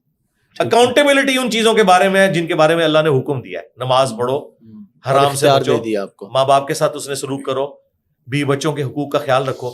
جس کا اختیار دے دیا اس کی اکاؤنٹیبلٹی ہے, جس کا اختیار نہیں دیا اس کی اکاؤنٹیبلٹی بھی تو کوئی نہیں نا. آج تک کسی نے کہا ہے کہ جی بس دعا کریں کہ اللہ تعالیٰ مجھے توفیق دے دے کہ میں آج دوپہر کا کھانا کھا لوں, اور کھانا کھانے کے بعد دعا کریں کہ اب یہ عزت کے ساتھ نکل جائے, کیونکہ یہ سب کچھ ہم اپنی مرضی سے کرتا ہے. جی کوشش کرتے ہیں, اور وہی آیا والذین جاہدوا فینا لنہدینہم سبلنا. جو لوگ ہماری راہ میں کوشش کریں گے ہم راہیں اپنی ان کے لیے کھول دیں. اچھا علی بھائی, غیب کے حوالے سے کچھ بتائیں کہ نبی کریم صلی اللہ علیہ وآلہ وسلم کو غیب کا علم تھا نہیں تھا, جو باتیں بتا دی گئی وہ اگر غیب نہیں ہے تو کیا ہے, کیونکہ اس پہ بہت بحث ہوتی ہے اور ہماری ینگ جنریشن بڑی ڈسٹرب ہوتی ہے اس سے. تو وہی بات ہوگی, یہ لوگ تنقید بھی کریں گے کہ کچھ لوگ بتا دیتے ہیں جس طرف لگا دیتے ہیں, لوگ لگ جاتے ہیں. قرآن اور حدیث کے روح میں اس کی ریالٹی کیا ہے غیب, علم غیب کے؟ نبی ہوتے ہی وہ ہے جسے غیب کا علم دیا جائے. غیب کہتے ہیں نالج آف ان سین, اور یہ یاد رکھیے گا یہ نالج آف ان سین جو غیب کی کیٹیگری میں فال کرتا ہے, جو اللہ کے ساتھ خاص ہے. عالم الغیب تو اللہ ہے, یا اللہ اپنے بندوں کو دیتا ہے اپنے پیغمبروں میں سے. یہ علم الغیب وہ ہے جو آپ انسٹرومنٹ سے بھی حاصل نہیں کر سکتے. جو انسٹرومنٹ سے علم حاصل ہو جائے نا وہ علم الغیب نہیں ہے. مثلا ماں کے پیٹ میں کیا ہے, تو یہ تو آپ انسٹرومنٹ سے جینڈر تو کر لیں. ہاں تو یہ جو قرآن میں آیا تھا نا کہ کوئی نہیں جانتا ماں کے پیٹ میں کیا ہے, اس سے مراد جینڈر نہیں ہے. اس سے مراد ہے کہ وہ بدبخت ہے یا خوش بخت. هو الذی خلقکم فمنکم کافر ومنکم مؤمن. اسی نے تمہیں پیدا کیا تو کوئی کافر ہوتا ہے کوئی مومن. حالانکہ پیدا کرنے والا ایک ہے, ہونا تو چاہیے سارے مومن ہو کیونکہ خالق ایک ہے نا, لیکن اسی کے منکر ہو جاتے ہیں. اس سے مراد جینڈر نہیں ہے, اس سے مراد اس کی ڈیسٹنی ہے, اس اعتبار سے کہ اس نے کیا راستہ اختیار کر. تو یہ دنیا کا کوئی انسٹرومنٹ نہیں بتا سکتا. بارش کا بھی پتہ تب چلتا ہے جب ہوائیں چل پڑتی ہیں, تو آپ فور کاسٹ کرتے ہیں کہ اس رفتار سے بارش چلی فلاں شہر میں اتنے گھنٹے بعد پہنچ جائے گی. وہ تو میں بھی کہتا ہوں آپ کو, یہاں سے اگر کسی نے کوئی مجھ سے چیز منگوانی ہے, ہم ہائی ایس کے اڈے پہ جاتے ہیں, گاڑی والے کو ایک سواری کے پیسے دیتے ہیں, اسے وہ ہم چیز پکڑاتے ہیں, اور وہاں ہم کہتے ہیں جی اسلام آباد میں فیض آباد اڈے میں 2 گھنٹے بعد گاڑی پہنچ جائے گی تو آپ اسے کہیں گے علم غیب ہے. بلکہ گھنٹے بعد آپ یہ بھی میں تو بتا دیں اتنا سفر کیا ہے اس کے اوپر, میں نے آلموسٹ سمجھ لیں اس روٹ پہ 25 سال آلموسٹ سفر کیا ہے, تو میں تو آپ کو ایگزیکٹلی بتا سکتا ہوں کہ اتنے منٹ کے اندر اندر گاڑی وہاں پہنچ جائے گی. تو اس کو آپ علم الغیب کہیں گے؟ نہیں, علم الغیب یہ نہیں ہے. علم الغیب یہ ہے کہ کوئی شخص آج بیٹھ کے بتائے, آج کیا ہے 2 فروری 2023, تو کوئی بتائے کہ 2 فروری 2050 کو فلاں بندہ فلاں چیز ہائیس کے ذریعے وہاں بھیجے گا. ہاں جی, لیاؤ کیڑی سائنس دس دیجیے. یا آج کی ڈیٹ میں کوئی یہ بتائے کہ آج 2 فروری 2023 ہے, تو 2 فروری 2030 کو جہلم میں اتنے بجے سے اتنے بجے تک بارش ہوگی. کوئی نہیں بتا سکتا. کوئی نہیں بتا سکتا. تو یہ علم الغیب کو بھی آپ سمجھیں, لیکن پیغمبر یہ چیزیں بتا سکتا ہے, وہ بھی اللہ کے بتانے سے. تو وہ قرآن میں واضح آیت ہے سورہ آل عمران 179, وَمَا كَانَ اللَّهُ لِيُطْلِعَكُمْ عَلَى الْغَيْبِ, اللہ کی یہ شان نہیں کہ تمہیں غیب پر اطلاع دے. وَلَكِنَّ اللَّهَ يَجْتَبِي مِن رُّسُلِهِ مَن يَشَاءُ, بلکہ اللہ اپنے رسولوں میں سے جسے چاہتا ہے چن لیتا ہے, اور تمہارا کام ہے اللہ اس کے رسولوں کے اوپر ایمان لے کر آؤ. اللہ اپنے پیغمبروں کو چنتا ہے. صحیح مسلم میں حدیث ہے, حضرت عمر کہتے ہیں کہ نبی الاسلام نے غزوہ بدر سے 1 دن پہلے زمین پہ بدر کے میدان میں لکیریں لگائی تھی. کل یہاں پہ ابو جہل کی لاش پڑی ہوگی, یہاں عتبہ کی, یہاں پہ شیبہ کی, اور صحابہ کرام کہتے ہیں اللہ کی قسم انہی جگہوں پہ اگلے دن لاشیں پڑی ہوئی تھی. اور قرآن تو کہہ رہا ہے کہ کوئی جان نہیں جانتی کہ اسے کس سرزمین میں موت آئے گی, لیکن نبی نے تو بتا دیا. کیوں بتا دیا؟ اللہ کے بتائے سے. تو نبی ہوتا ہی وہ ہے جو اللہ کی عطا سے علم الغیب رکھتا ہے, لیکن اتنا جتنا اسے بتایا جاتا ہے. اب یہاں پہ 2 ایکسٹریمز ہیں. ٹھیک ہے, ایک کہتے ہیں ما کانا و ما یکون, یہ بالکل فراڈ عقیدہ ہے, ورنہ اللہ اور اس کے رسول کا تو فرق ہی نہیں رہے گا. ہم کہتے ہیں جتنا بتایا, پھر یہ کہتے ہیں یہ تو آپ نبی کا علم غیب ناپ رہے ہیں. ہم کہہ رہے ہیں ہم نہیں ماپ رہے, خود نبی علیہ السلام نے ماپا ہے. بخاری مسلم دونوں میں حدیث ہے, حضرت جبرائیل انسانی شکل میں نبی علیہ السلام سے کچھ سوالات کیے, ان میں سے ایک یہ تھا بتائیں قیامت کب آئے گی.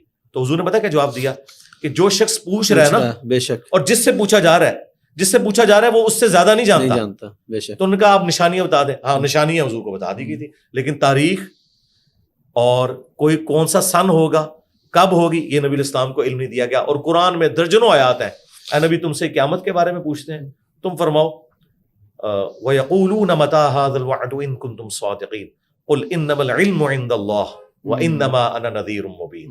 اے نبی تم فرماؤ اس کا علم اللہ کے پاس ہے, میں صرف ڈر سنانے والا ہوں.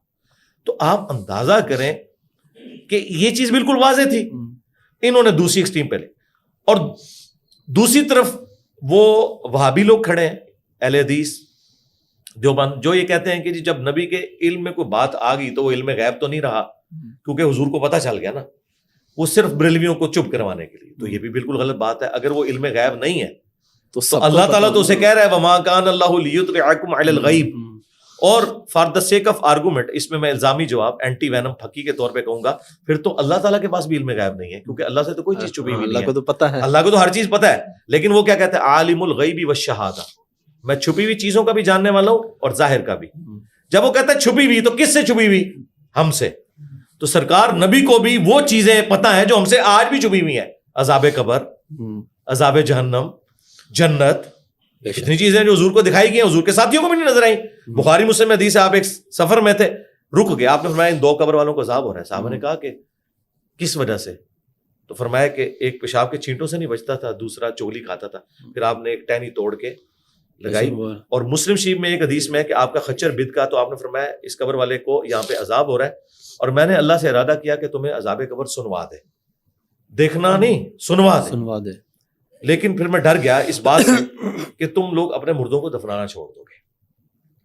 اگر اللہ کے نبی کے ساتھی عذاب قبر دیکھنا تو دور کی بات, سن بھی نہیں سکتے, تو بعد کے لوگ یہ کلیم کریں کہ ہم بتا سکتے ہیں کشف القبور والا عقیدہ, تو سب فراڈ ہے. اس لیے ہم کہتے ہیں, چیلنج کرتے ہیں کہ میں ایک پرچی کے اوپر اپنی میکینیکل انجینئرنگ میں سے machine design, mechanics of materials کا ایک فارمولا لکھ کے دیتا ہوں. کوئی زندہ کوئی مرا ہوا بزرگ مجھے دیکھ کے پڑھ کے بتا دے, یہ تو دل کے حال جانتے ہیں نا, دیکھ کے بتا دے, سمجھانا تو چھوڑ دیں, صرف اس کو ریسائٹ کر کے بتا دے. تو یہ جب بھی ہم نے رکھا ہے نا, تو ان جاہل پیروں کے اور جاہل بزرگوں کے پڑھے لکھے مرید بھی کہتے ہیں نہیں اے نہیں پڑھ سکتے انجینئر صاحب. یار پتہ چل گیا, جو چیز ویریفائی نہیں ہو سکتی آپ اس کے بارے میں کیسے کلیم کر سکتے ہیں؟ پروفٹ نے جو کلیم کیے نا وہ ویریفائی ہوئے. مثلا قرآن میں آیا کہ جب سورہ روم نازل ہوئی نا پرشینز غالب آ گئے رومنز کے اوپر. پرشین تھے آتش پرست, رومنز تھے کرسچنز. تو مسلمانوں کو غم ہوا کہ آسمانی مذہب کے ماننے والوں کو شکست ہوئی اور جو دنیا کا بنائے ہوئے مذہب میں سے ایک مذہب ان کو فتح ہوئی, اور جو مشرکین عرب تھے وہ خوش ہوئے. تو قرآن میں یہ آیات نازل ہوگی کہ سورہ روم ہے ہی اس کی وجہ سے روم. اس کے سٹارٹ میں یہ ہے کہ اللہ تعالیٰ ماتا ہے کہ ابھی تو رومی مغلوب ہوئے ہیں لیکن بضع سنین 10 سالوں کے اندر اندر رومنز پرشینز پہ حاوی ہو جائیں گے. حضرت ابوبکر نے شرط لگا لی تھی کافروں کے ساتھ, اس وقت شرط لگانا حرام نہیں تھا. ٹھیک ہے, قرآن کی اور وہ واقعی ویسے ہو گیا. وہ تو پھر اللہ نے وہ دن بھی دکھایا کہ رومنز اور پرشین دونوں مسلمانوں کے ہاتھوں مغلوب ہو گئے. وہ تو صحابہ نے کبھی سوچا نہیں تھا. یعنی وہ تو صرف اس بات پہ خوشی کر رہے تھے کہ ایک سپر پاور آسمانی مذہب کی ماننے والی ہے, دوسری آتش پرست ہے. یہ تو ان کے گمان میں بھی نہیں تھا کہ اللہ تعالیٰ نے انہیں دنیا کا امام بنانا ہے اور دونوں سپر پاورز ان کے قدموں میں ڈھیر کرنی ہے نبی علیہ السلام کی اتباع کی برکت سے. والذی ارسل رسولہ بالہدی ودین الحق لیظہرہ علی الدین کلہ ولو کرہ الکافرون ولو کرہ المشرکون. اچھا علی بھائی, آپ پیسے کتنے کماتے ہیں مہینے کا اور کہاں سے کماتے ہیں؟ انکم سٹریم کیا ہے آپ کا؟ یار میرا جو پیسوں کا معاملہ ہے نا وہ تو کھلی کتاب کی طرح ہے. اچھا, ٹھیک ہے, آپ کو میرا کوئی پیسہ کہیں پہ لگا ہوا نظر آ رہا ہے, کوئی میری گاڑی آپ نے دیکھی ہو, میں تو میرے بھائی موٹر بائک ہے میرے پاس, ایک 4 مرلے کا مکان ہے وہ میری دادی ماں کے نام پہ ہے. ہاں میں نے اپنی جاب کے دوران ایک مکان اسلام آباد میں بنایا, اور وہ اسلام آباد میں اس لیے بنا لیا کہ میں نے 2003 کے اندر وہ زمین اس وقت 35,000 روپے مرلہ خریدی تھی جبکہ وہاں آبادی کوئی نہیں تھی. آج اگر وہ زمین 10 لاکھ روپے مرلہ ہے تو یہ نہ سمجھیے گا کہ میں تو پوری زندگی کی تنخواہوں کے ساتھ وہ پلاٹ خرید نہیں سکتا. تو الحمدللہ گزر بسر ہو رہی ہے. پہلے تو میری پے تھی, پھر میں نے ریٹائرمنٹ لے لی تو آلموسٹ 50,000 میری پینشن ہے. اس کے علاوہ وہ مکان میں نے کرائے پہ دیا ہوا ہے, اس سے بھی تقریباً 40,000 روپیہ جو ہے وہ آمدن, تو 90,000 تو میری یہ والی کلیئر کٹ آمدن ہے. باقی ہم کمبائنڈ فیملی سسٹم میں رہ رہے ہیں. میرے 2 بھائی جو ہے وہ انگلینڈ میں نیشنلٹی ہولڈر ہیں وہاں کے, اور کمبائنڈ فیملی ہے, وہ میرے ماں باپ کو بھیجتے ہیں. تو مل جل کے ہمارا معاملہ چل رہا ہے, اللہ کا شکر ہے. ہماری وہ کوئی کروڑوں یا اربوں والی آمدن نہیں ہے. باقی تو آپ کو پتا ہے کہ ہمارے جتنی ویورشپ کسی کی ہے, لوگ تو بات کرتے ہیں نا سبسکرائبرز کی, سرکار 4-5 ملین سبسکرائبرز ہیں, ویورشپ 5 یا 10 ہزار ہے. جی جی بالکل. ہمارا آلموسٹ ہر کلپ 1 لاکھ کراس کر جاتا ہے 24 سے 48 گھنٹوں کے اندر. نہیں اس یہ میرا ایک الگ سے سوال ہے. آپ یوٹیوبر کی حیثیت سے آپ کو پتا ہے کہ اگر پیسہ مقصد ہو تو میں تو 50-60 لاکھ آسانی سے مہینے کا کما سکتا ہوں نا. ہاں تو یہ کہنا ہے کہ اسے فورن فنڈنگ آتی ہے تو وہ کہیں پہ نظر آئے نا. یہاں تو لوگوں نے مشہور کیا کہ جی وہ اس کے پاس جو ہے ویگو ڈالے ہیں, پراڈوز ہیں, اس نے عثمان بھائی کو دی ہوئی ہے. تو عثمان بھائی یہاں پہ موجود ہیں, ان کو پوچھ. اچھا آپ کے مرید نے کوئی آپ کو کہتے ہیں یہ لینڈ کروزر لے لیں؟ نہیں, کیوں نہیں کہتے ہیں, کہتے ہیں. پہلے کہتے تھے, اب تو جرت نہیں کرتے. انہیں میری طبیعت کا اندازہ ہو گیا. اب تو کوئی عطر کی بھی کوئی بوٹل لے کے آتا ہے وہ بھی ڈرتے ہوئے دیتا ہے, کیونکہ ہم نے یہ سلسلہ رکھا نہیں ہوا, کیونکہ اس سے پھر فتنے کھل جاتے ہیں. باقی یہ نہ سمجھیے گا, ظاہر ہے پاکستان کی ایجنسیز بھی بعض اوقات یوز کرتی ہیں اس طرح کے اسپیکرز کو.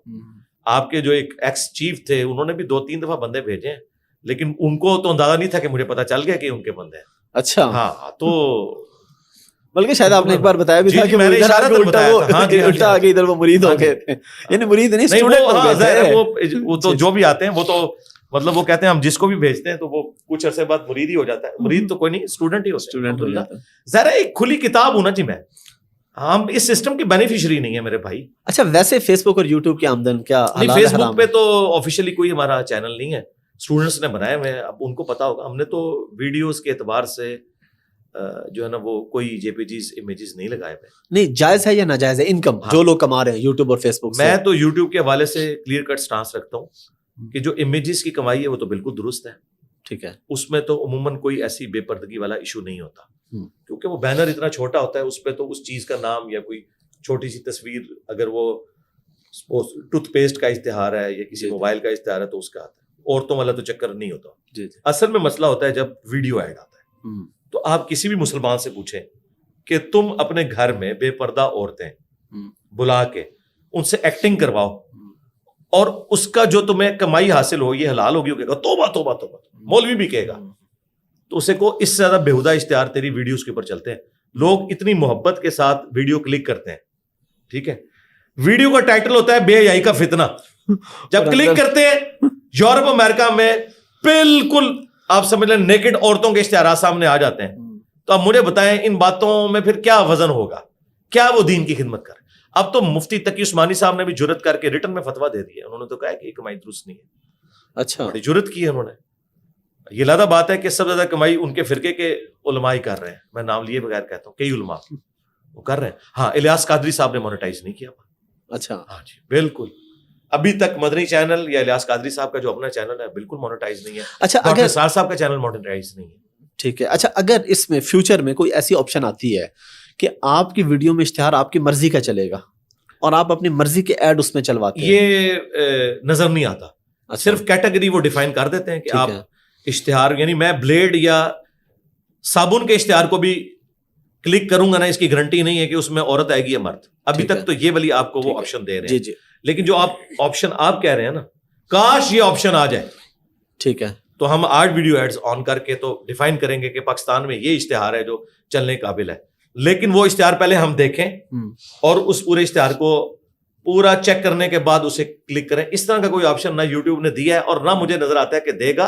اس کے لیے بڑا مشکل الگوریتم چاہیے اور اس میں یوٹیوب کو کوئی اس سے لینا دینا نہیں. ان کو کیا ہے, انہوں نے تو اپنے پیسے وہ تو جناب ایک سیکنڈ میں اربوں روپیہ کما رہے ہیں, منٹ میں نہیں, ایک سیکنڈ کے اندر اربوں روپیہ کما رہے ہیں. اچھا علی بھائی, آپ نے ابھی 2 بھائیوں کا ذکر کیا کہ وہ باہر ہیں, تو یہ میرا سوال ہے اس پہ آپ سے کہ شرعی طور پہ اس کی کیا حیثیت ہے. کچھ لوگ کہتے ہیں جی یہ کافروں کے ملک میں رہنا بڑا غلط ہے, جی آپ فلاں ملک میں چلے گئے. لوگ یہ کہتے ہیں نہیں, اگر کوئی بھی کہتا ہے, میں نام لیے بغیر آپ سے بس سوال کر رہا ہوں, تو اس میں کوئی شرعی طور پہ میں نے اس لیے پوچھا ہے کہ میں ان سے صرف یہ سوال کروں گا کہ یہ باہر سے جب پاؤنڈز اور ڈالرز کا چندہ آتا ہے تو وہ واپس کر دیتے ہیں یہ کہہ کے کہ آپ تو حرام کام کر رہے ہیں, جو کہ حرام ملکوں میں رہ رہے ہیں.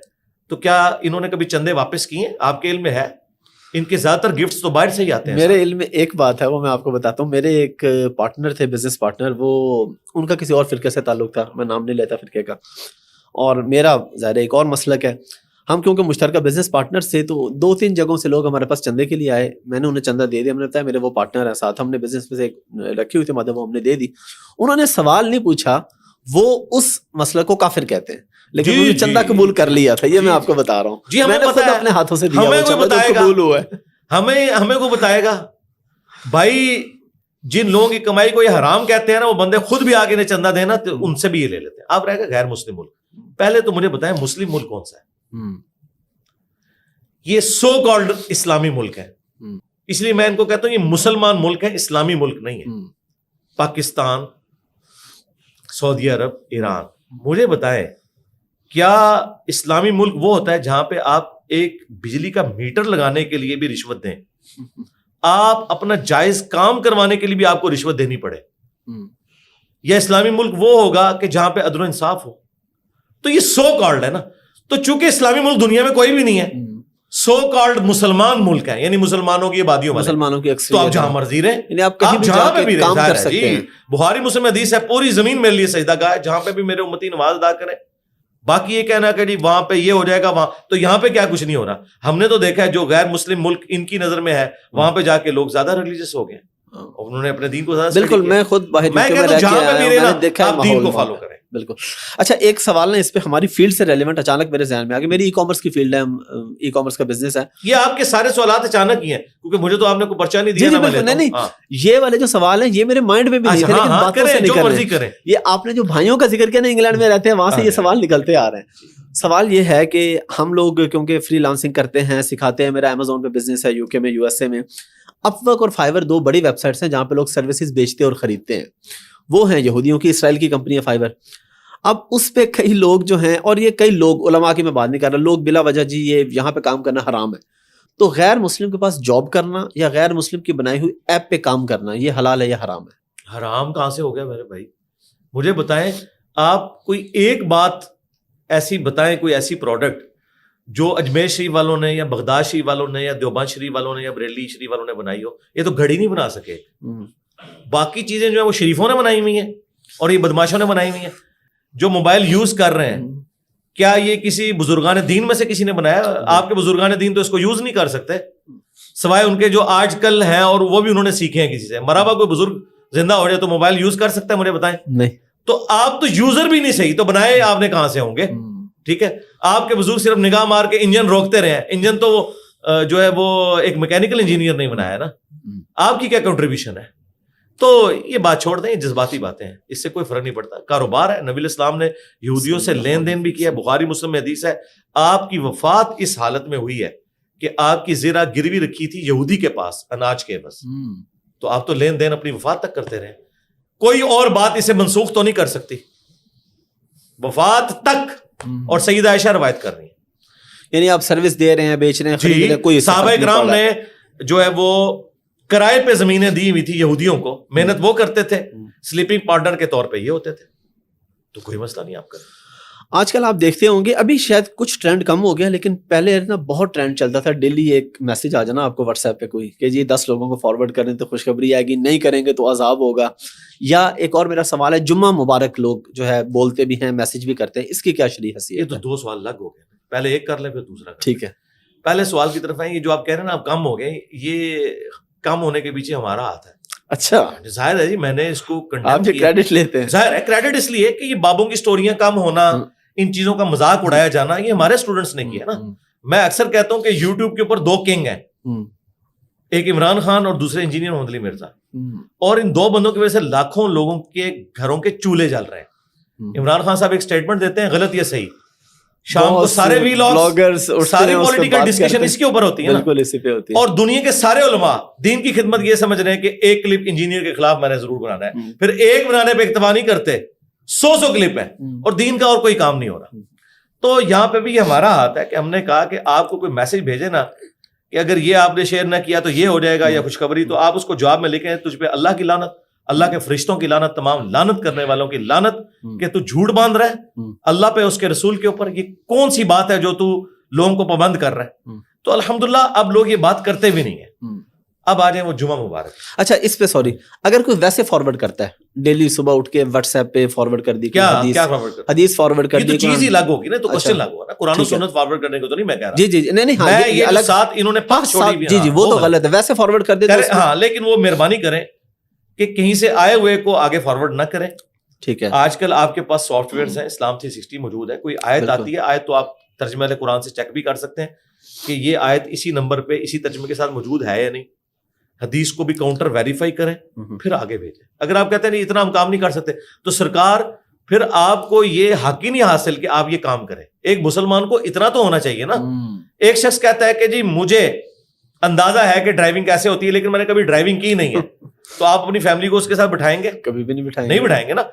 تو جب تک آپ کے اندر کمپیٹنسی نہیں ہے کہ آپ قرآن اور سنت میں سے سرچ کر کے اسے کاؤنٹر ویریفائی نہیں کر سکتے, تو آپ اسے فارورڈ نہ آگے کریں, چاہے آپ عالم ہیں یا جاہل ہیں. یہ کمپیٹنسی تو ہر بندے کے سامنے وہ رکھ کے چیزوں کو ویریفائی کر کے آگے بھیج سکتا ہے, بالکل, اور وہ آپ ضرور کریں. باقی اس کے ساتھ اس قسم کی ایکسپلائٹ نہ آپ لوگوں کو کریں. اور کہ جمعہ مبارک پہ, جمعہ مبارک جو ہے نا جی, دیکھیں اگر اسے کوئی دینی ایکٹیویٹی کے طور پہ پیش کر رہے ہیں وہ تو بدعت ہے جی, سیدھی سی بات. ٹھیک ہے, دین میں اس طرح کی کوئی مبارک بات نہیں ہے.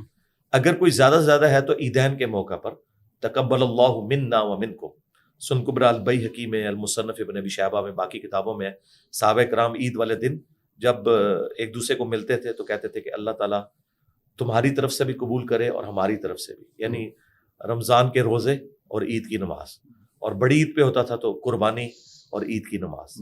یہ ایک ٹریڈیشن ہے, اور اس میں بھی عید مبارک نہیں ہے نہ جمعہ مبارک ہے. البتہ اگر کوئی ایک اپنی علاقے کی ٹریڈیشن کے طور پہ کسی کو کہتا ہے شادی مبارک یا عید مبارک, یا کسی کا بچہ پاس ہو گیا اس پہ مبارکباد بھیج دیتا ہے, دعائیہ کلمات بھیج دیتا ہے, تو اس پہ کوئی شرعی گرفت ہونی نہیں چاہیے. یہ کچھ علماء جو ہارڈ لائنر ہوئے ہیں نا, وہ اسی اعتبار سے ہوئے ہیں. جیسا تقی عثمانی صاحب کی بھی میں آڈیو اگلے دن سن رہا تھا, وہ کہہ رہے تھے آنے والے وقت میں تو لوگ اسے دین کا حصہ بنا لیں گے, تو اس سینس میں ان کی بات میں وزن ہے. لیکن معذرت کے ساتھ تقی عثمانی صاحب جس فرقے سے تعلق رکھتے ہیں, اس فرقے میں اور ان کے اپنے بزرگوں نے بھی دین کے نام کے اوپر کئی بدعتیں خود جاری کر دی ہیں. مثلا فرض نماز کے بعد اجتماعی دعا کروانا, یہ صرف وسیلہ اور توسل کے طور پر ہو سکتا ہے کہ کوئی امام سے ریکویسٹ کرے کہ آپ دعا کروا دیں, لیکن یہ ریگولرلی دعا کروانا ہر نماز کے بعد اجتماعی, اپنی دعا آپ کریں, سنت اذکار ہے, یہ بدعت ہے. اور یہ خود علماء مانتے ہیں ان سے پوچھے، کہتے ہیں یہ علماء نے جاری کی تھی کہ کہیں دعا امت سے اٹھ نہ جائے. لیکن ہوتا یہ ہے کہ علماء جب بھی کوئی چیز جاری کرتے ہیں تو وہ ابن سنان تابعی کا قول ہے سنن دارمی کے اندر، مشکات کے اندر، کہ جب کبھی بھی کہیں کوئی بدعت داخل ہوتی ہے نا تو اللہ تعالیٰ سنت کو اٹھا لیتا ہے. اب سنت اٹھ گئی، لوگوں نے فرض نماز کے بعد کے اذکار چھوڑ دیے. 2-3 تو سب کو پتہ ہے، آیت الکرسی، تسبیحات فاطمہ، لیکن یہ 17 اذکار ہیں جو ہم نے اپنے گرین کارڈ پہ لکھے ہوئے ہیں، سوائے اہل حدیث کے کوئی نہیں پڑھتا، کیونکہ وہاں یہ بدعت نہیں آئی.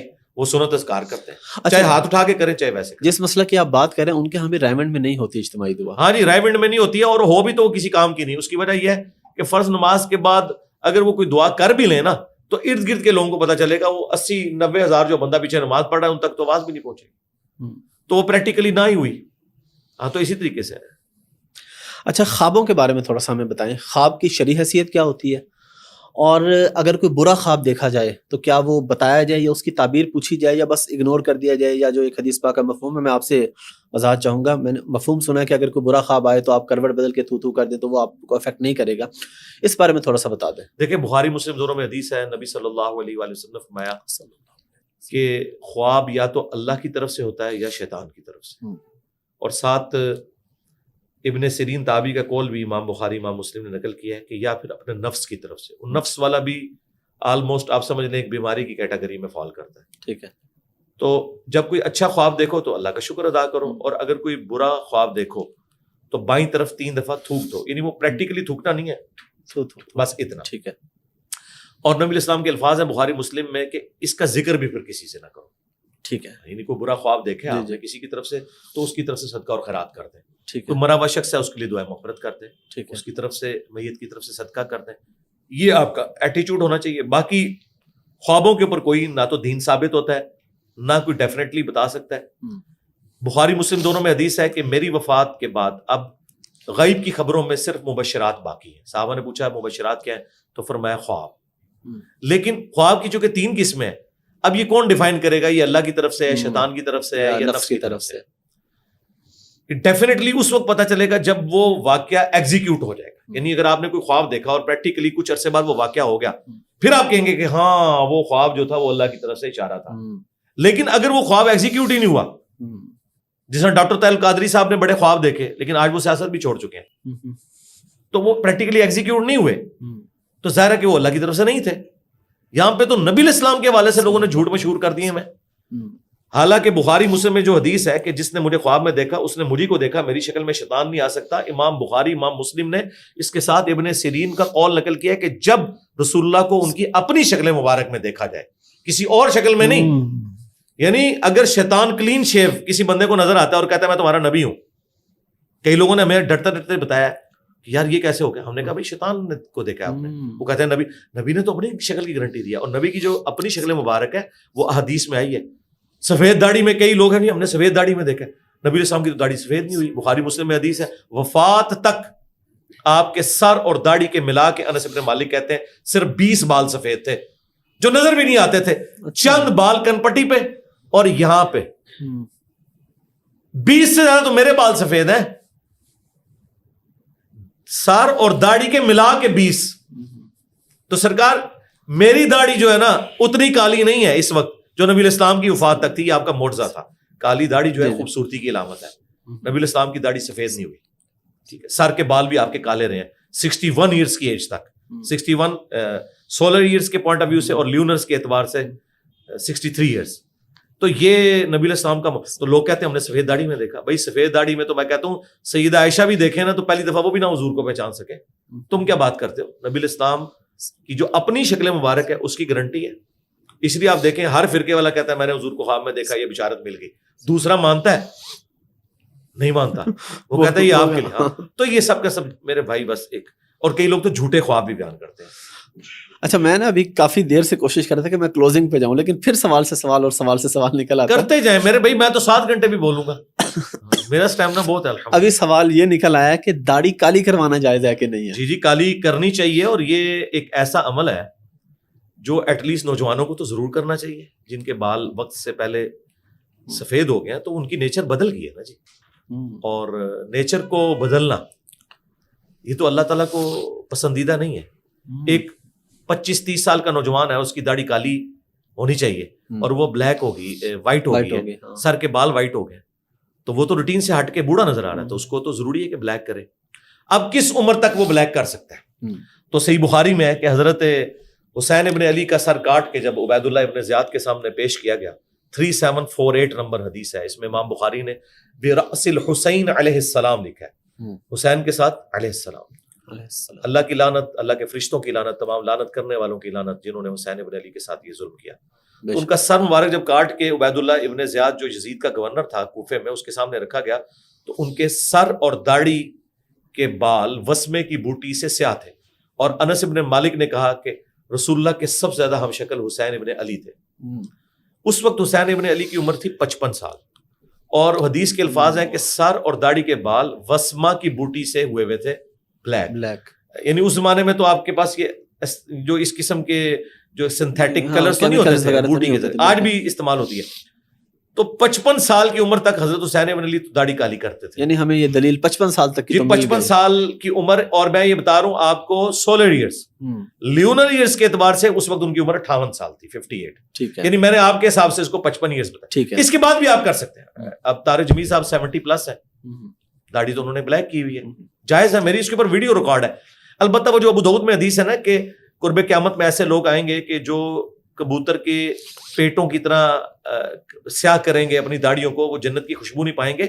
وہ اس قوم کی نشانی بتائی گئی تھی, معذرت کے ساتھ اس سے مراد علماء سو ہی ہے, نہ کہ یہ کہ جو داڑھی کالی کرے تو وہ اس کیٹیگری میں آئے گا. جس طرح کہ بخاری مسلم میں ہے کہ خوارج کی نشانی ہے سر مڑائیں گے, اور ابو داؤد میں ہے کہ حضرت علی خود سر مڑاتے تھے اور کہتے تھے جب سے میں نے نبی علیہ السلام سے سنا کہ غسل میں کسی کا بال خشک رہ گیا, اس زمانے میں تو پانی بھی ایشو تھا, تو میں نے اپنے سر کے ساتھ دشمنی کر لی, 3 دفعہ فرمایا, اور سر کے بال مڑوا دیے. حضرت علی اپنے سر پہ زیادہ دیر بال نہیں رہنے دیتے تھے. حضرت علی بھی سر مڑاتے تھے اور خوارج بھی, لیکن ہم تو حضرت علی کی محبت میں خوارج کے ساتھ نفرت کرتے ہیں, اور حضور نے تو فرمایا خوارج کی نشانی سر مڑانا ہے, تو کیا نعوذ باللہ حضرت علی کے اوپر ہم یہ فتویٰ لگائیں گے؟ وہ عمل جو ہے نا وہ ایک نشانی ہوگا. جیسے سکھوں نے بھی داڑھی رکھی ہوئی ہے, تو اس کا کیا مطلب ہے کہ داڑھی رکھنا غلط ہو گیا؟ نہیں, ایسا نہیں ہے. تو یہ اس عمل کی طرف, اور یہ جو میں آپ کو تشریح کر رہا ہوں یہ آج سے آلموسٹ 900 سال پہلے امام ابن جوزی گزرے ہیں, المتوفا 597 ہجری. شیخ عبد القادر جیلانی رحمۃ اللہ علیہ کے وہ شاگرد تھے اور محدث بھی تھے بہت بڑے. انہوں نے باقاعدہ یہ بحث کی ان حدیث کے اوپر کہ اس میں داڑھی کالی کرنے کی مانیت نہیں ہے, کیونکہ حضرت حسن ابن علی, حسین ابن علی, برا بن عازب اور کئی صحابہ سے داڑھی کالی کرنا ثابت ہے. البتہ بعض صحابہ نے داڑھی کالی نہیں کی ہے, یا بہت کوئی بوڑھا بندہ ہے اسے بھی نہیں کرنی چاہیے. مسلم شریف میں حدیث ہے, ابو قحافہ پیش کیے گئے حضرت ابو بکر کے والد, تو ان کی داڑھی اور سر کے بال سفید تھے. جب وہ واپس جانے لگے آپ نے فرمایا کہ اسے بلاؤ, اسے کو اپنے داڑھی کو رنگے اور کالے رنگ سے اجتناب کریں. یعنی سفید داڑھی بھی اسلام میں یہ کہ آپ داڑھی کو رنگیں, یہ پریفریبل ہے, لیکن سفید داڑھی رکھنا بھی جائز ہے. خود المستدرک الحاکم میں آتا ہے کہ امام شعبی کہتے ہیں کہ میں نے حضرت علی کی ممبر پہ زیارت کی ہوئی ہے, ان کے سر اور داڑھی کے بال سفید تھے, یعنی وہ تھوڑے بہت جو اگے ہوئے ہوتے ہیں, مطلب یہ تو ویسے تو وہ گانجی کرواتے تھے, یعنی حلق کرواتے تھے. تو حضرت علی نے پوری زندگی اپنی داڑھی کالی نہیں کی, اور آپ کے دونوں بیٹے کالی کرتے ہیں, تو دونوں عمل موجود ہیں. تو اگر کوئی کالی کرنا چاہتا ہے, کئی لوگ تو صرف داڑھی اس وجہ سے نہیں رکھتے کہ اگر ہم اپنی بیویوں کے ساتھ جائیں گے تو عورتیں پوچھیں گی کہ یہ سسر تیرے ساتھ کھڑا ہے, تو اس وجہ سے وہ کیونکہ وقت سے پہلے سفید ہو گئی, تو ہم انہیں اس معاملے میں ترغیب دلاتے ہیں, انکریج کرتے ہیں کہ بھائی داڑھی کالی کرو, اللہ کے بندو داڑھی تو رکھو نا, تو فرض ہے رکھو, کالی بھی کرو, کوئی مسئلہ نہیں ہے. اسلام 360 ایپ, اس کے بارے میں کچھ بتائیں. زاہد حسین چیپا صاحب ہمارے بھی بڑے اچھے دوست ہیں, ہم ان کے ساتھ بلکہ ریکارڈنگ بھی کی ہے. آپ شرعی نقطہ نگاہ سے اس کو ٹھیک سمجھتے ہیں؟ آپ نہیں تو سمجھتا پروموٹ کیا ہے, باقی تو صرف نام ہے. میں نے ویڈیو بھی دیکھی, لیکن پھر بھی میں دوبارہ پوچھنا چاہتا ہوں. کیوں نہیں, ہم انہیں پروموٹ کرتے ہیں, بلکہ اس سنڈے کو انہوں نے آنا بھی. جی مجھے بتایا, ابھی انہوں نے کچھ یعنی اس میں نئی چیزیں ایڈ کی ہیں, ہماری قرآن کی تفسیر بھی انہوں نے ایڈ کر دی ہے آڈیو ریکارڈنگ میں. بتایا انہوں نے مجھے سارا, میرے ساتھ ان کی آلریڈی ہو گئی ہے. جی بالکل. تو میرا خیال ہے کہ اللہ تعالیٰ کی نشانیوں میں سے ایک نشانی ہے اسلام 360. ایک عام آدمی تک تمام مکاتب فکر کے تراجم قرآن کے احادیث کے پہنچ گئے, نمبرنگ کے ساتھ, جو انٹرنیشنل اسٹینڈرڈائز نمبرنگ ہے سعودیہ اور بیروت کی. البتہ بعض اوقات ٹائپنگ کے دوران کوئی عربی کی مسٹیک آ جائے, کوئی اور ایشو آ جائے, وہ الگ بات, وہ آپ ہائی لائٹ کریں, اس کی وجہ سے آپ 0 سے ملٹیپلائی نہیں کریں گے. وہ تو قرآن بھی بعض اوقات صفحے آگے پیچھے لگ جاتے ہیں, تو آپ یہ کہیں گے پرنٹنگ میں پرنٹنگ کرنے والی آپ تاج کمپنی کو ختم کر دیں گے, یا ضیاء القرآن پبلیکیشن کو, یا قدرت اللہ کو آپ جو ہے وہ جیل میں ڈال دیں گے, ان کے آنرز کو. نہیں, انہوں نے ایڈ پہ لکھا ہوتا ہے اگر کوئی غلطی ہے تو ہمیں ہائی لائٹ کریں. ان کے بھی ہم نے بارہا اپنی پلیٹ فارم سے, کبھی کبھار کوئی ایسا مسئلہ ہو تو آپ بتائیں. اسی لیے آپ دیکھیں ہماری ویڈیوز میں ہمیشہ امیجز لگے ہوتے ہیں PDF کی بکس کے, JPGs امیجز, کیونکہ ان کی پروف ریڈنگ علماء نے کی ہوتی ہے. یونیکوڈ میں بعض اوقات پروف ریڈنگ ہوئی ہو, بعض اوقات ڈالتے ہوئے الفاظ آگے پیچھے ہو سکتے ہیں, تو وہ خطرہ ہوتا ہے. لیکن اوور آل بہت کم ایسا ہوتا ہے. اگر کسی کو کوئی شکایت ہے تو بتائے, تو انشاءاللہ ہم ٹھیک کروا دیں گے. ہم نے کئی چیزیں ٹھیک کروائی ہیں. بخاری کے چیپٹرز کی ہیڈنگز انہوں نے ختم کروا دی تھی پوری بخاری سے, تو میں نے ان کو بتایا اللہ کے بندو, امام بخاری نے فارم لکھا ہوا ہے اپنا اوپر, اور وہ اتنا نالج والا پورشن ہے چیپٹرز کی ہیڈنگ. تو وہ کہنے لگے جی وہ حدیث نمبرنگ کے ساتھ نہیں. میں نے کہا بے شک نمبرنگ کے ساتھ نہیں ہے, لیکن امام بخاری نے چیپٹرز کی ہیڈنگ میں بعض اقوال ایسے قیمتی لکھے ہیں جو دوسری حدیث کی کتابوں میں تھے, اور اس سے آپ کو معاملات کلیئر ہوتے ہیں. مثلا بخاری میں آپ کو یہ حدیث نہیں ملے گی جو سنن ابن ماجہ میں ہے, لیکن امام بخاری نے چیپٹر کی ہیڈنگ میں یہ حدیث ڈالی کہ ایک دفعہ حضرت عمر نے ایک مجنون پاگل شخص کے اوپر حد جاری کر دی گناہ کے سبب. تو حضرت علی نے کہا امیر المومنین اس پہ حد نہیں لگے گی, کیونکہ 3 لوگوں سے اللہ نے قلم اٹھا لی ہے, مجنون سے, سوئے ہوئے شخص سے, اور نابالغ سے. تو حضرت عمر نے اپنا ڈیسیژن واپس لے لیا. یہ پورا واقعہ امام بخاری نے ایک چیپٹر کی ہیڈنگ میں ڈالا ہے, حدیث کے اندر نہیں ڈالا, ٹھیک ہے, اس کی ہیڈنگ میں ڈالا ہے. اب جب انہوں نے یہ اڑائی وہ سارے ہی اڑ گئے. وہ میں نے کہا دوبارہ پھر انہوں نے ٹائپ کروا کے ڈلوائی, کیونکہ وہ حدیث جو انہوں نے بغیر نمبرنگ کے لکھی ہے اس کی بھی سند موجود تھی ابن ماجہ میں. اتنا بڑا نالج آپ نکال رہے ہیں اس میں سے, تو وہ اس طرح کی کچھ بدنیتی کے ساتھ نہیں, اگنورنس کی وجہ سے. تو باقی ان کے ساتھ علماء کیا سلوک کرتے ہیں, تعریف کرتے ہیں, لیکن اینڈ پہ ان کو کان میں کہتے ہیں کہ ہمارا رکھو ترجمہ, باقیوں کا نکال دو. دیکھو مولوی کہ وہی کیڑی جتنا دل. اس طرح اس ایپ کو کامیابی مل سکتی ہے کہ وہ صرف بریلویوں کا ترجمہ رکھے, دیوبندیوں کا نہ رکھے, یا صرف اہل حدیث کا رکھے اور باقیوں کا نہ رکھے. تو اس کو کس نے یوز کرنا ہے؟ ٹھیک ہے. کراچی کے ایک مفتی صاحب ہیں, انہوں نے اسلام 360 کے بارے میں ایک بیان دیا, میں نام لیے بغیر, کیونکہ آج کل ہماری ان سے صلح ہو چکی ہوئی ہے. اچھا. تو مجھے زاہد بھائی نے بتایا کہ اس طرح ہوا ہے. میں نے کہا انہیں آپ وارننگ دیں کہ منڈے سے پہلے اگر آپ نے اس کے اگینسٹ اپنا بیان ریکارڈ نہ کروایا اور سٹیٹمنٹ اپنی واپس نہ لی, تو میں نے پھر آپ کے اوپر سے لے کے نیچے تک سارے بزرگ, ان کی قرآن و سنت کی جو روشنی میں جو ان کی غلطیاں ہیں انہیں ہائی لائٹ کرنا ہے, اور یہ جو بزرگوں کی میں مٹی پلید کروں گا نا ان کی کتابوں کی روشنی میں, اس سب کا وبال آپ کے اوپر جائے گا. یہ میں نے تھریٹ اس لیے کی کہ علماء کو زبان ہی سمجھ آتی ہے. یقین کریں اتوار کی رات کو مجھے فون آیا کہ کلپ ریکارڈ ہو چکا ہے, صبح تک اپلوڈ ہو جائے گا. انجینئر صاحب منڈے کی مغرب سے پہلے آپ نے انتظار کرنا ہے. وہ کلپ آ گیا, انہوں نے اپنا بیان واپس لیا اور کہا سوری ایسی کوئی بات نہیں تھی, غلط فہمی ہوئی تھی. اور پھر اس کے بعد انہی مفتی صاحب کو جا کے انہوں نے انٹرویو بھی اپنا دیا. نہیں ویسے وہ مفتی صاحب بھی اچھے آدمی, ہمارے بڑے پیارے دوست ہیں, بہت اچھی بات ہے. اگر صلح ہو گئی ہے تو ہو ہی جانی چاہیے. جی ہماری ان سے کوئی ذاتی دشمنی تو نہیں ہے. ہم تو کہتے ہیں کہ آپ بزرگوں کو چھوڑ کے نا دین کا کام کریں اور اتحاد امت پہ کام کریں. اختلافی موضوعات ان کی فیلڈ نہیں تھی. دیکھیں کتنے نوجوان ہیں جو ان کے لطیفے سن کے دین کی طرف آ رہے ہیں یا محظوظ ہو رہے ہیں. نہیں نو ڈاؤٹ, وہی آپ بیان کریں. لیکن جب آپ اختلافی موضوعات بیان کریں گے تو پھر ہم نے تو دیکھنا ہے قرآن و سنت کے خلاف آپ تعلیمات صرف اس لیے بیان کر رہے ہیں کہ جس مکتب سے آپ ہیں, آپ نے علماء سے دین یہی سیکھا ہوا ہے, تو آپ کو پتہ ہی نہیں کہ دین تو یہ ہے ہی نہیں ہے. یہ تو فقہ حنفی کے بھی 14ویں صدی کے بزرگوں کا دین ہے. دین تو وہ ہے جو قرآن بخاری مسلم میں, پھر تو ہم آپ کا رد کریں گے. اور آج بھی اگر کوئی ایسی اسٹیٹمنٹ ان کی آئے گی جو قرآن و سنت کے خلاف ہوگی تو ہماری دوستی انہیں کوئی نفع نہیں دے گی. ہاں, کیونکہ ہم تو مرے ہوں کو نہیں چھوڑتے. اور امام مسلم نے مسلم کے مقدمے میں لیا کہ کچھ تابعین نے آپس میں ڈسکشن کی کہ یہ جو ہم حدیث پہ جرح کرتے ہیں اور راویوں کے اوپر جرح کرتے ہیں تو یہ غیبت ہے. تو دوسرے تابعین نے کہا نہیں یہ واجب ہے کیونکہ یہ دین کا معاملہ ہے. تو علم حدیث پورے کا پورا غیبت ہے. یہ جو کہتے ہیں نا علماء کی غیبت ہوگی, علم حدیث اسماء و رجال کا علم, مرے ہوئے بزرگان دین تابعین تبع تابعین کی غیبت کا نام ہے کہ یہ جھوٹا تھا, یہ کذاب تھا, اس کا آخری عمر میں حافظہ بگڑ گیا تھا. امام مسلم نے باقاعدہ لکھا ہے کہ یہ تو ہے ہی غیبت ہے. یہ غیبت وہ ہے جو غیبت واجبہ ہے دین بچانے کے لیے. یہ حرام والی غیبت نہیں ہے. یہ غیبت نہ کرنا حرام ہے, کرنا واجب ہے. اچھا آپ بھی ان کی پازیٹیو بات بھی کوئی بتائیں.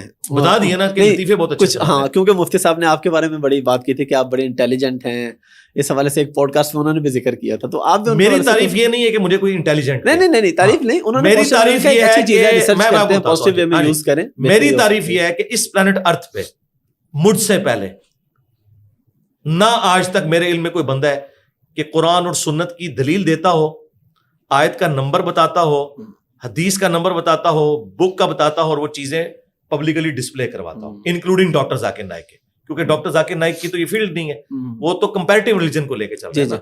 لیکن دنیا کے 1.5 ارب مسلمانوں کا مسئلہ تو یہ والا ہے نا, غیر مسلموں والے ایشوز تو بڑے تھوڑے ہیں. میں تو ان ٹاپکس میں بھی بولتا ہوں, اور اس میں بھی آیات, ابھی عیسیٰ ابن مریم کے اوپر میرا پورا ایک کلپ آیا ہے یہ 25 دسمبر کے اوپر, آپ دیکھیں میں نے پورے قرآن سے فی الودی ایک ایک چیز بیان کیا, اور بعد میں اس کے ریفرنس بھی لگ کے سامنے آ گئے.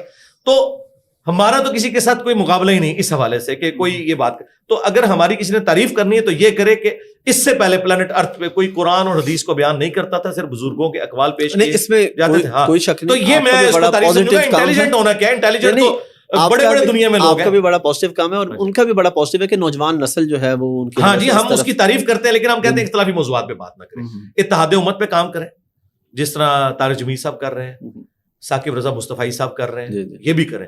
لیکن جیسے آپ اختلافی موضوع پہ آئیں گے نا, آپ کو اعتراض نہ ہو تو میں لے سکتا ہوں پبلک کے لیے, اگر آپ کو اعتراض نہ ہو میں تو نام لے سکتا ہوں کہ نام نہیں لینا. نہیں لیں آپ جس کی بھی نام. نہیں مفتی طارق مسعود صاحب کا ذکر ہو رہا ہے, ویسے میں نے کہا کہ ذرا کچھ پبلک نہیں ہوگی تو چلو انہیں ذرا پتہ چل جائے کہ میں نے بتا دیا آپ کو, ہمیں تو کسی سے کوئی مسئلہ نہیں ہے. مسئلہ یہ کہ آپ دین بابوں کا نہ بیان کریں, کتابوں کا بیان کریں, اور کتابیں بھی وہ جو اماموں نے لکھی ہیں, بابوں نے نہیں. ہم ان اماموں کو مانتے ہیں جو ہمارے نبی کے غدار نہیں ہیں. آپ نے یہاں پہ لکھا بھی ہوا ہے کہ کتابوں کا خدا اور ہے, بابوں کا خدا. جی جی بالکل بالکل بالکل. اچھا ایک اور بس تقریباً لاسٹ کوشچن ہے اس نشست کا, میں اس پہ میرے 2 سوال ہے سوال کے اندر, کہ اس موضوع پہ بات کرنے پہ بھی لوگ تنقید کرتے ہیں, لیکن مسئلہ یہ ہے کہ اگر کوئی ایسا سوال ہے جو کہ جس کے بارے میں پوچھنا چاہیے کہ بھائی یہ گناہ ہے یا ثواب ہے یا اس کی کیا سزا ہوگی, تو مجھے دونوں باتوں کا جواب دیں. ہینڈ پریکٹس کے بارے میں آپ سے پوچھنا چاہ رہا ہوں, لڑکے یا لڑکی, اس کے بارے میں کیا بات کرنا ہی گناہ ہے, اور اگر بات کر لی ہے تو اس کی کیا سزا ہے, جائز ہے, ناجائز ہے, حرام ہے؟ جی حرام ہے, قرآن میں بالکل واضح ہے. ڈاکٹر ذاکر نائک نے پچھلے دنوں ایک ویڈیو ریکارڈ کرائی تھی, انہیں میں نے ریبٹل کیا تھا. مسٹربیشن آپ لکھیں, reply to doctor Zakir Naik from engineer Muhammad Ali Mirza.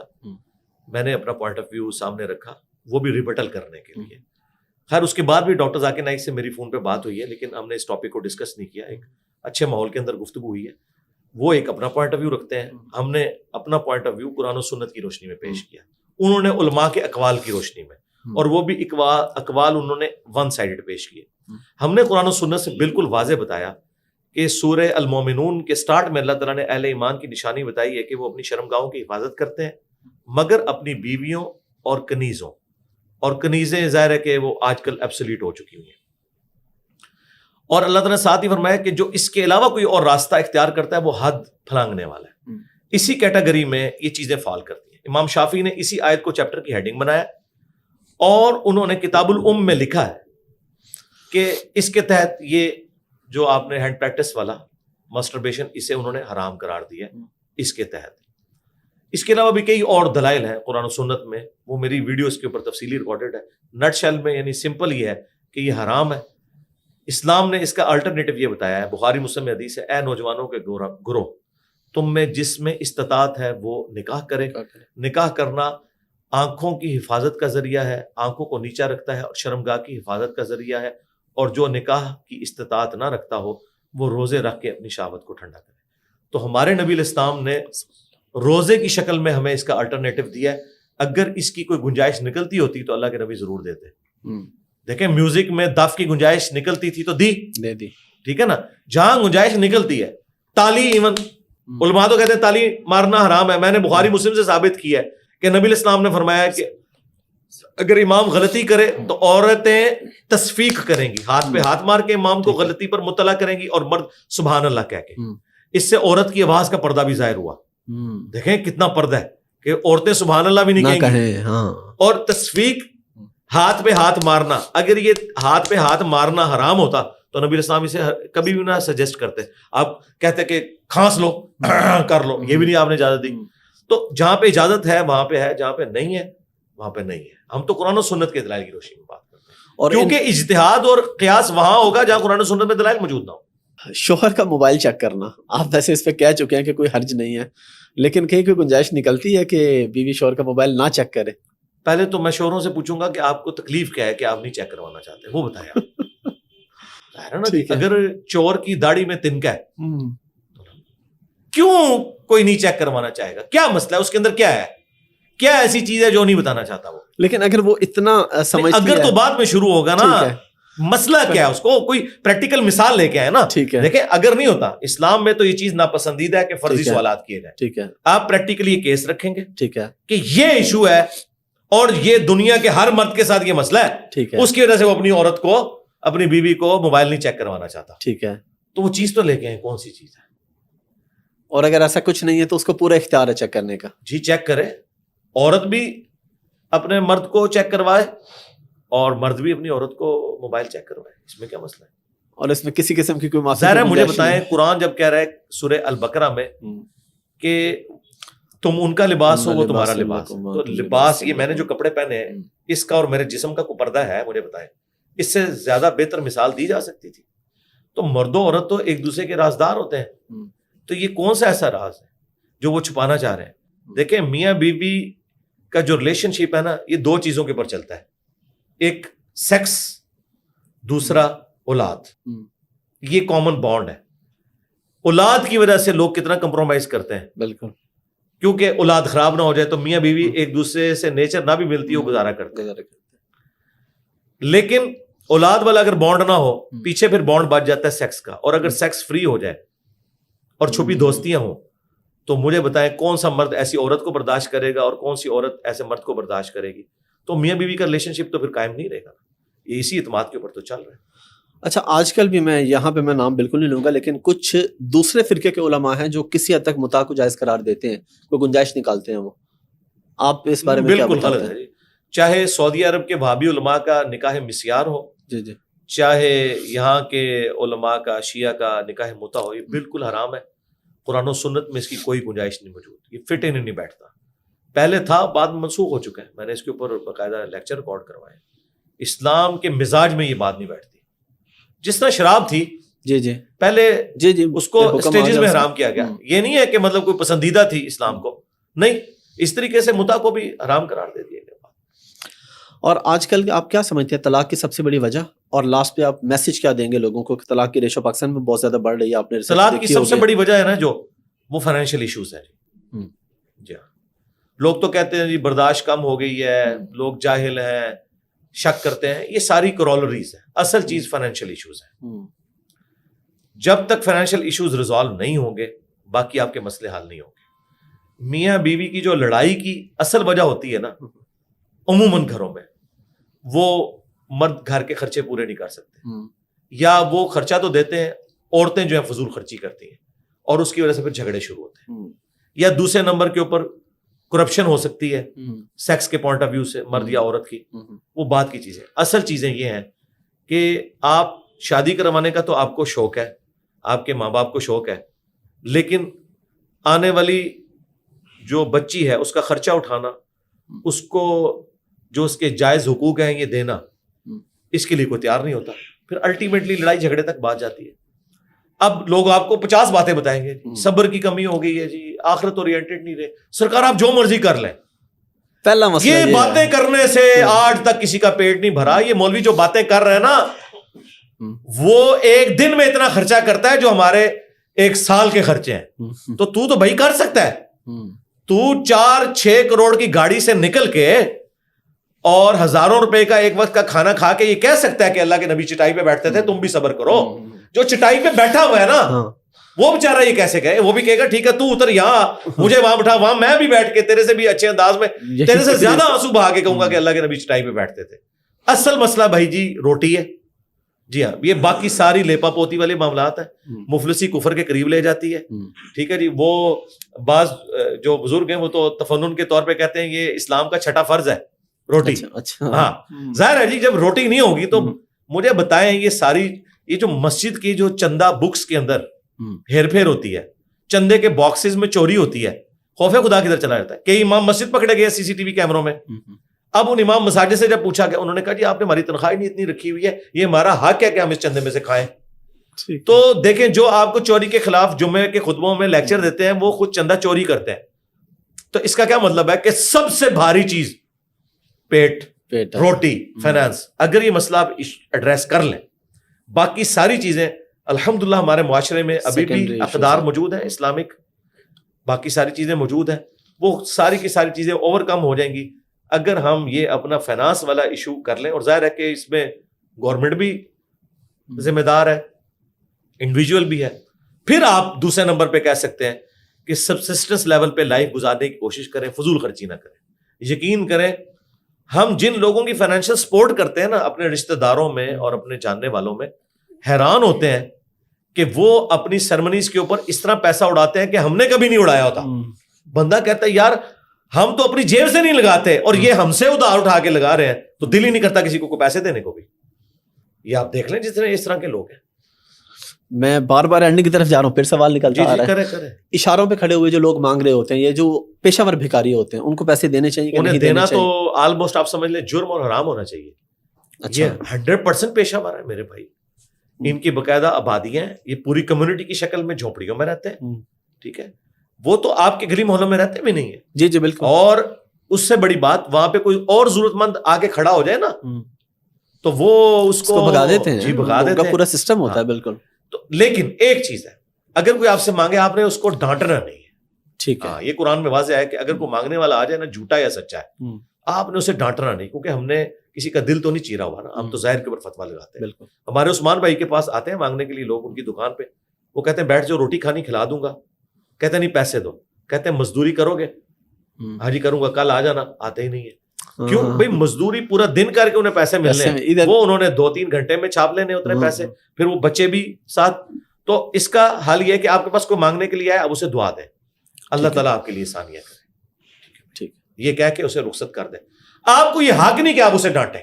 ٹھیک ہے, اگر آپ کا یہ حق ہے نا کہ آپ اسے کچھ نہ دیں, تو اس کا یہ حق ہے کہ آپ اسے ڈانٹیں. چھڑکے نہیں اسے, چھڑکنا نہیں ہے, لیکن صلواتیں نہیں سنانی اسے. ہاں آپ اسے کہہ سکتے ہیں کہ تمہیں مزدوری نہیں مل رہی, میں تمہیں دوں گا, آؤ کھانا کھلا دوں گا. ڈانٹنے کا, تقریریں جھاڑنے کا کوئی فائدہ نہیں, کیونکہ یہ بیونڈ ریپیئر لوگ ہیں. ٹھیک ہے, ان کا تو آپ چھوڑتے ہیں. ان کی جو میں ان کے بارے میں اکثر کہتا ہوں کہ ان کی دنیا تو خراب ہے, آخرت بھی برباد ہے. انہوں نے کبھی عید کی نماز بھی نہیں پڑھی ہوئی, دین سے ان کا دور دور تک کوئی تعلق نہیں ہے, قابل رحم ہے یہ لوگ, لیکن پیسے ان کو پھر بھی نہیں دینے. پیسوں کی بات ہو رہی ہے تو پھر اس پہ بھی بتا دیں کہ پیسے کس حد تک کمانا جائز ہے, کیونکہ اب کئی لوگ یہ مثال دیتے ہیں, جی دیکھیں صحابہ کرام نے غربت میں زندگی گزاری, نبی کریم صلی اللہ علیہ وسلم نے غربت میں زندگی گزاری, تو آپ بس اتنے کمائیں کہ بس 2 ٹائم کی روٹی کھا لیں, اس سے زیادہ کمانا ٹھیک ہی نہیں ہے. نہیں میں وہ تو میں جانتا ہوں, آپ جانتے ہیں بہت. حضرت عبد الرحمن بن عوف رضی اللہ عنہ کی اب ایک مثال ہے, اور حضرت عبد الرحمن بن عوف نہیں, حضرت عثمان غنی رضی اور اللہ عنہ, جب رومنز اور پرشینز کے خزانے مسلمانوں کے ہاتھ لگے ہیں تو اس وقت تو باقی سارے صحابہ امیر ہو گئے تھے. یہ غربت والی کون سی بات ہے؟ عبداللہ ابن زبیر جب شہید ہوئے ہیں, بخاری میں ذرا ان کے ایسٹس نکالیں, وہ اربوں میں ہیں آج کے, میں نے کیلکولیٹ کیے تھے ایک دن بیٹھ کے, اربوں میں, کیونکہ انہوں نے مانتے رکھی ہوئی تھی لوگوں کی, لیکن وہ غریبوں پہ لٹا بیٹھے, تو مانا تو واپس کرنی ہے. پھر انہوں نے جنگ جمل سے 1-2 دن پہلے اپنے بیٹے عبداللہ بن زبیر کو, بخاری میں آتا ہے, وصیت کی تھی کہ اگر میں مر جاؤں تو میرے کچھ پلاٹس وغیرہ یا اس طرح بیچ کے تو یہ قرضہ اتارنا ہے, اور وہ جو قرضہ لکھا ہوا ہے نا بخاری میں وہ اربوں میں بنتا ہے. تو یہ سب یہ جھوٹی باتیں ہیں, یہ اس زمانے میں تھا یعنی پیسہ کما سکتے ہیں, حلال کمائیں جتنا مرضی کمائیں. بخاری مسلم میں حدیث ہے کہ عنقریب تم پہ دنیا کی دولت کھول دی جائے گی. مجھے یہ خطرہ نہیں کہ تم شرک میں مبتلا ہو, مگر یہ خطرہ ہے کہ دنیا کا مال تم پہ کھول دیا جائے گا اور تم اس کی لالچ میں ایک دوسرے کو قتل کرو گے اور تباہ و برباد ہو جاؤ گے جس طرح اگلے ہوں گے. تباہی اور بربادی یہ کہ آپ اس مال کی زکوٰۃ نہ دیں. اگر آپ اس مال کی زکوٰۃ دے رہے ہیں تو آپ مال کما بھی سکتے ہیں, لیکن پریکٹیکلی یہی ہوتا ہے کہ جب مال زیادہ ہونا شروع ہوتا ہے نا تو زکوٰۃ کوئی نہیں دیتا. لوگ کہتے تو ہیں, دیتے نہیں ہیں, اور جب انہیں کہا جائے کہ کیلکولیٹ کیے, کہتے ہیں ہم بغیر حساب کے دیتے ہیں. میرے بھائی جب آپ سودا بیچتے ہیں تو بغیر حساب کے پیسے لیتے اور دیتے ہیں. اللہ کی باری آئی ہے تو صرف زکوٰۃ سے بچنے کے لیے حساب نہیں کرتے ہو, زکوٰۃ سے بچنے کے لیے نہیں کرتے. کبھی رمضان کی افطاری کرا دی اور سمجھا زکوٰۃ دے دی. بھائی 1 لاکھ پہ 2,500 دینا تو آسان ہے, 1 کروڑ پہ آج کے زمانے میں 2.5 لاکھ دینا تو آسان ہے, لیکن 1 ارب کے اوپر 2.5 کروڑ دینا بڑا مشکل ہے، بہت مشکل ہے یار 2.5 کروڑ میں تو گاڑی آ جائے جی گی، جی گھر آ جی جائے جی گا. تو کوئی بھی نہیں دے رہا ہوتا سرکار. 8 زکوٰۃ اگر لوگ دے رہے ہو نا پاکستان سے غربت ختم ہو جائے. یہ جو کہتے ہیں نا چیریٹی پاکستان میں بہت دی جاتی ہے، جی دی جاتی ہے، لیکن جتنی بنتی ہے نا فرض اس کا 100واں حصہ بھی نہیں دی جاتی. علی بھائی آپ کے ٹائم کو بہت شکریہ. لاسٹ پہ آپ کوئی میسج دینا چاہیں اس میسج کے ساتھ ہم اس پروگرام میرا کو ایک ہی کلوزنگ میسج کرتے ہے ہیں. جی آپ کے آڈینس کے لیے بھی، دنیا کے تمام مسلمانوں کے لیے، بالخصوص انسانوں کے لیے بھی، کہ مرنے سے پہلے اپنی آخرت کی تیاری کر لیں. اس پلانٹ ارتھ پہ آپ کو آپ کے کریٹر نے اس لیے پٹ کیا ہے کہ آپ نے مرنے کے بعد اس کے سامنے اکاؤنٹیبل ہونا ہے. تو اپنے مرنے سے پہلے آپ اس کریٹر کے سامنے جو جواب دہی ہے آن دا ڈے آف ججمنٹ، قیامت کے دن، اس کی تیاری شروع کر دیں اور پریکٹیکلی قرآن و سنت کی روشنی میں دیکھیں کہ آپ کا رب آپ سے کیا چاہتا ہے. اس دین کو آپ فالو کریں، پلس آپ نظر رکھیں ان دینی طبقات کے اوپر جو آپ کو دین سکھا رہے ہیں کہ کہیں وہ آپ کا استحصال تو نہیں کر رہے کہ وہ مکے اور مدینے کے نام پہ سواریاں سوار کر کے اپنے بزرگوں کے آگے پھینک رہے ہوں. اللہ اور اس کا رسول کا نام یوز کر کے عز وجل و صلی اللہ علیہ وآلہ وسلم آپ کو تعلیمات اپنے بابوں کی بتا رہے ہوں، آپ سے چندے ہتھیار رہے ہوں اور اصل دین سے آپ کو دور کر رہے ہوں. اور اسی کو ہم نے شعر کی شکل میں عرض کیا ہے کہ مرنے سے پہلے اے مسلمان کر لے اس پہ غور، کتابوں کا خدا اور ہے بابوں کا خدا اور.